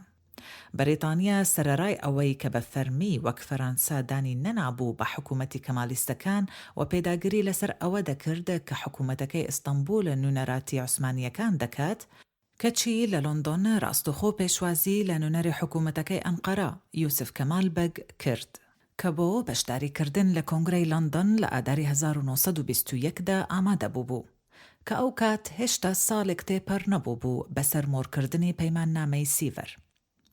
هەمان هەڵوێست لە کۆنگرەی قاهیرە بەڕوونی دیارە کە بەریتانیا پشتی لە سیڤەر کردووە و نیازی ئیمزاکردنی پەیماننامەیەکی دیکەی ئاشتی هەیە لەگەڵ تورکیا. لە کۆنگرەی قاهیرە ئەو کەسایەتیە سیاسی و سەربازیانەی پشتیوانیان لە کەیسی کورد و بە دەوڵەتکردنی باشووری کوردستان دەکرد بە ژمارە زیاتر بوون، بەڵام ئەو دوو کەسەی کە لە عێراق بەڵادەست بوون، پێرسی کۆکس و گێرترۆد بێل، نەیارانی سەرسەختی بە دەوڵەتبوونی باشووری کوردستان بوون و هەموو هەوڵێکیان لەو پێناوەدا خستەگەر، هەر لە چەواشەکردن و دووبەرەکینانەوە تا دەگاتە فشار و کوشتن و بڕین بۆ لکاندنی باشووری کوردستان بە عێراق و کەمکردنەوە و بچووکردنەوەی پێگەی کورد. بوونی بارەگای پێرسی کۆکس لە بەغدا و کاریگەری مەلک فەیسەڵ و ناسیۆنالیستە عەرەب و عێراقیەکان و یەکڕایی و یەکهەلوێستیان لەگەڵ گێرترۆد بێل دەکرێت وەک هۆکار ببێنرێن بۆ دیدی لایەنگەرانی کۆکس بۆ عەرەبە عێراقیەکان لە دژی ئاواتەکانی کورد. مەلیک فەیسەڵ بەڕوونی ترسی خۆی لە نەلکاندنی کوردستان بە عێراقەوە بۆ پێرسی کۆکس دەرخست بوو بەوەی کە دەبێتە مایەی زاڵبوونی شیعەکان لە ئەنجومەنی نیشتیمانی عێراق کە لە 1921 لە چاوەڕوانی دامەزراندندا بوو. ترسی کۆکس و فەیسەڵ بە لە بەرچاوگرتنی شۆڕەشی شیعەکان لە 1920 ساڵێک پێشووتر واقعیانە دێتە بەرچاو. لە کۆنگرەی قاهیرە چێرچل موکور بوو لەسەر ئەوەی کە دەبێت کوردستان بکرێت بە دەوڵەتێکی سربەخۆ بۆ پاراستنی ئەو دەوڵەتەی کە ئەوان لە میزۆپۆتامیادا دەیانەوێت دروستی بکەن. ئەو پێی وابوو ئەو دەوڵەتە زۆر پێویستە بۆ پاراستنی میزۆپۆتامیا لە هەر هەڕەشەیەکی تورکەکان و یەکێتی سوڤیەت. بەریتانیا نەیدەویست تورکیا بگەڕێتەوە ویلایەتی مووسڵ و بەهێز بێت یان بەهێز دەرکەوێت و بەرژەوەندیەکانیان لە کەندا و هیندستان بخاتە مەترسیەوە. بۆیە وەک سازانێک لەگەڵ تورکیا پشتی لە دامەزراندنی دەوڵەتێک بۆ کوردان کرد وەک ئەوەی لە پەیماننامەی سیڤەر هاتبوو بەرامبەر بەوەی کە تورکیا دەستبەرداری ویلایەتی مووسڵ بێت. بەگشتی لە پەیماننامەی سیڤەرەوە تا پەیماننامەی لۆزان سیاسەتی بەریتانیەکان لە دامەزراندنی دەوڵەتێکی کوردی بەردەوام گۆرانی بەسەردا دەهات تا گەیشتە ئەوەی کە هەوڵەکانیان تەنیا لە دیاریکردنی ئەوەدا بێت کە چەندەی کوردستان لە ناو تورکیا بمێنێتەوە و چەندەی بە عێراق بلکێندرێ. بەتایبەتی دوای ئەوەی کە گرنگی نەوتی ویلایەتی مووسڵیان بۆ مانەوە و سەقامگیری عێراق بۆ دەرکەوت. ئەمەش ڕێگەی خۆش کرد بۆ دەستپێکردنەوەی گفتوگۆ لە نێوان بەریتانیەکان و تورکەکان کە دانوستانەکانی لۆزان لێکەوتەوە. گفتوگۆکانی لۆزان لە تشرینی دووەمی 1922 دەستی پێکرد. ڕێک 2 مانگ دوای ئەوەی کە کەماڵیستەکان ئەزمیریان کۆنترۆل کرد و یونانیەکانیان بە تەواوی دەرپەڕاند. عیسمەت ئینینۆ ئەفسەرێکی عوسمانی بەرەچەڵک کورد سەرۆکایەتی وەفدی تورکە کەماڵیستەکانی دەکرد. ئەمەش وەک پەیامێک بوو بۆ هاوپەیمانەکان کە کوردەکان لەگەڵ ئێمەن. لە سەرەتادا کەماڵیستەکان پێداگریان لەسەر گەیرانەوەی ویلایەتی مووسڵ دەکرد و دەیان گوت کورد و تورک هاونەژادن. بەریتانیەکان ئامادەی خۆیان بۆ دەستبەرداربوون لە دامەزراندنی دەوڵەتە کوردیەکەی پەیماننامەی سیڤەر دەربڕی بە مەرجێک تورکیا دەستبەرداری ویلایەتی مووسڵ بێت. هاوکات بەریتانیەکان دەستپێشخەری بە ئەندامبوونی تورکیا لە کۆمەڵەی گەڵان دەکەن بەمەبەستی دوورخستنەوەی کەماڵیستەکان لە یەکێتی سۆڤیەت کە ئەندام نەبوو تیایدا، بەڵام تورکەکان رازی نەبوون. مەلیک مەحموود ناڕەزایی خۆی دەربڕی لە نەبوونی نوێنەری کورد لە لۆزان، بەڵام بەریتانیەکان دیسان بە کەڵکوەرگرتن لە هێزی ئەسمانی سەرکوتیان کرد. لە 24 تەمووزی 1923 هاوپەیمانەکان لەگەڵ تورکیا پەیماننامەی لۆزانیان مۆر کرد و پرسی ویلایەتی مووسڵ خرایە بەردەم کۆمەڵەی گەڵان بۆ یەکلاییکردنەوە. بەمەش هاوپەیمانان بە فەرمی دانیان نا بە دەوڵەتی تورکیا. لە بەرامبەردا تورکیا دانینا بە ئەنتیدابی بەریتانیا و فەرەنسا بەسەر دەوڵەتە تازە دامەزراوەکانی عێراق و سووریا. ڕەزامەندیشی لەسەر دەسەڵاتی بەریتانیا بەسەر قوبرۆس و ئیتالیاش بەسەر دۆتکەنیس دەربڕی. پەیماننامەی لۆزان بە 1.6 ئاماژەی بە کورد و کوردستان نەکرد. تەنیا داوایی لە وڵاتانی ناوچەکە کردبوو کە ڕێز لە مافی کەمینەکان بگرن. مەبەست لە کەمینەکانیش کەمینە ئاینەکانی وەک ئەرمەن و کریستیانەکان بوون، نەک کەمینە نەتەویەکان وەک کورد. تەماشای بەشی دووەم بکە. پرسی ویلایەتی مووسڵیش بە قازانجی بەریتانیا و عێراق لە کۆمەڵەی گەڵان یەکلایی کرایەوە و باشووری کوردستان بە فەرمی لکێنرا بە عێراق و خەونی کورد لە بەدەوڵەت بوون لە گۆڕنرا. ئەنجام وانەکانی سیڤەر. بە کورتی سیڤەر بۆ کورد بەرهەمی خۆی نییە، بەڵکو بەرهەمی ململانێ نێودەوڵەتیەکانی شەڕیەکەمی جیهانی و کۆتایی شەڕەکەیە. بێچکە لەم وانانەی لەم بەشەدا ئاماژەیان پێکرا دەکرێت کورد چەند وانەیەکی گرنگی دیکەی لێوەربگرێت. لەوانە هاوپەیمانیە نێودەوڵەتیەکان هاوپەیمانی هەمیشەی یان درێژخایەن نین. هاوپەیمانی فەرەنسا و بەریتانیا کە سیڤەری بەرهەمهێنا پڕ بوو لە گومان و ململانێ لەسەر پرسەکان و بەرژەوەندیەکان، بۆ نمونە پرسی کورد. هەندێک سەرچاوە ئاماژە بەوە دەکەن کە ڕەشنووسی سیڤەر زۆر زیاتر لە بەرژەوەندی کورد بووە، بەڵام فەرەنسیەکان دژایەتیان کردووە. ئەوان کوردیان نزیک لە بریتانیەکان دیوە یەکێک لەو هۆکارانەی کە بەریتانیەکان لە سەرەتا پشتیوانیان لە کورد دەکرد بوونی نەوت بوو لە کوردستان. ناڕازی فەرەنسیەکان دەبێتە هۆکاری ئەوەی کە داڕشتنی دەقی پەیماننامەکە بە ناڕۆنی و پرمەرج بمێنێتەوە. گۆرانکاری خێرا لە ڕوودا و هەلوێستەکان وانەیەکی دیکەیە بۆ کورد. ڕوخانی ئەمپراتۆریەتی رووسی و هاتنی کۆمونیستەکان یەکێک لەو گۆرانکاریە خێرایانە بوو کە کورد نەیزانی مامەڵەی لەگەڵدا بکات. لە بەرامبەردا کەمالیستەکان بە قازانجی خۆیان کەڵکیان لێوەرگرت. هاتنی کۆمونیستەکان پاڵنەری سەرەکی بوو کە هەم فەرەنسیەکان هەم بەریتانیەکان هەڵپەی دانوستان لەگەڵ کەمالیستەکان بکەن.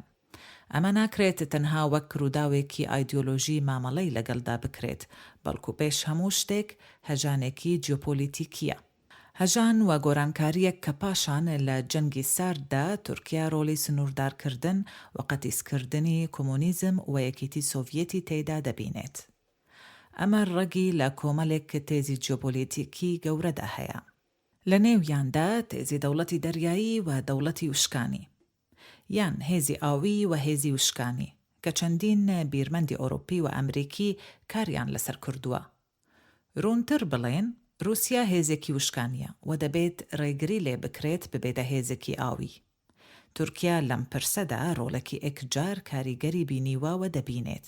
رووسیای تزار لە پێش شەڕ و لە کاتی شەڕ پێش ڕمانی ئەمپراتۆریەتەکەی چاوی لە دەست بەسەرداگرتنی هەردوو گەڕووی پسفۆر و دەردەنیل بوو.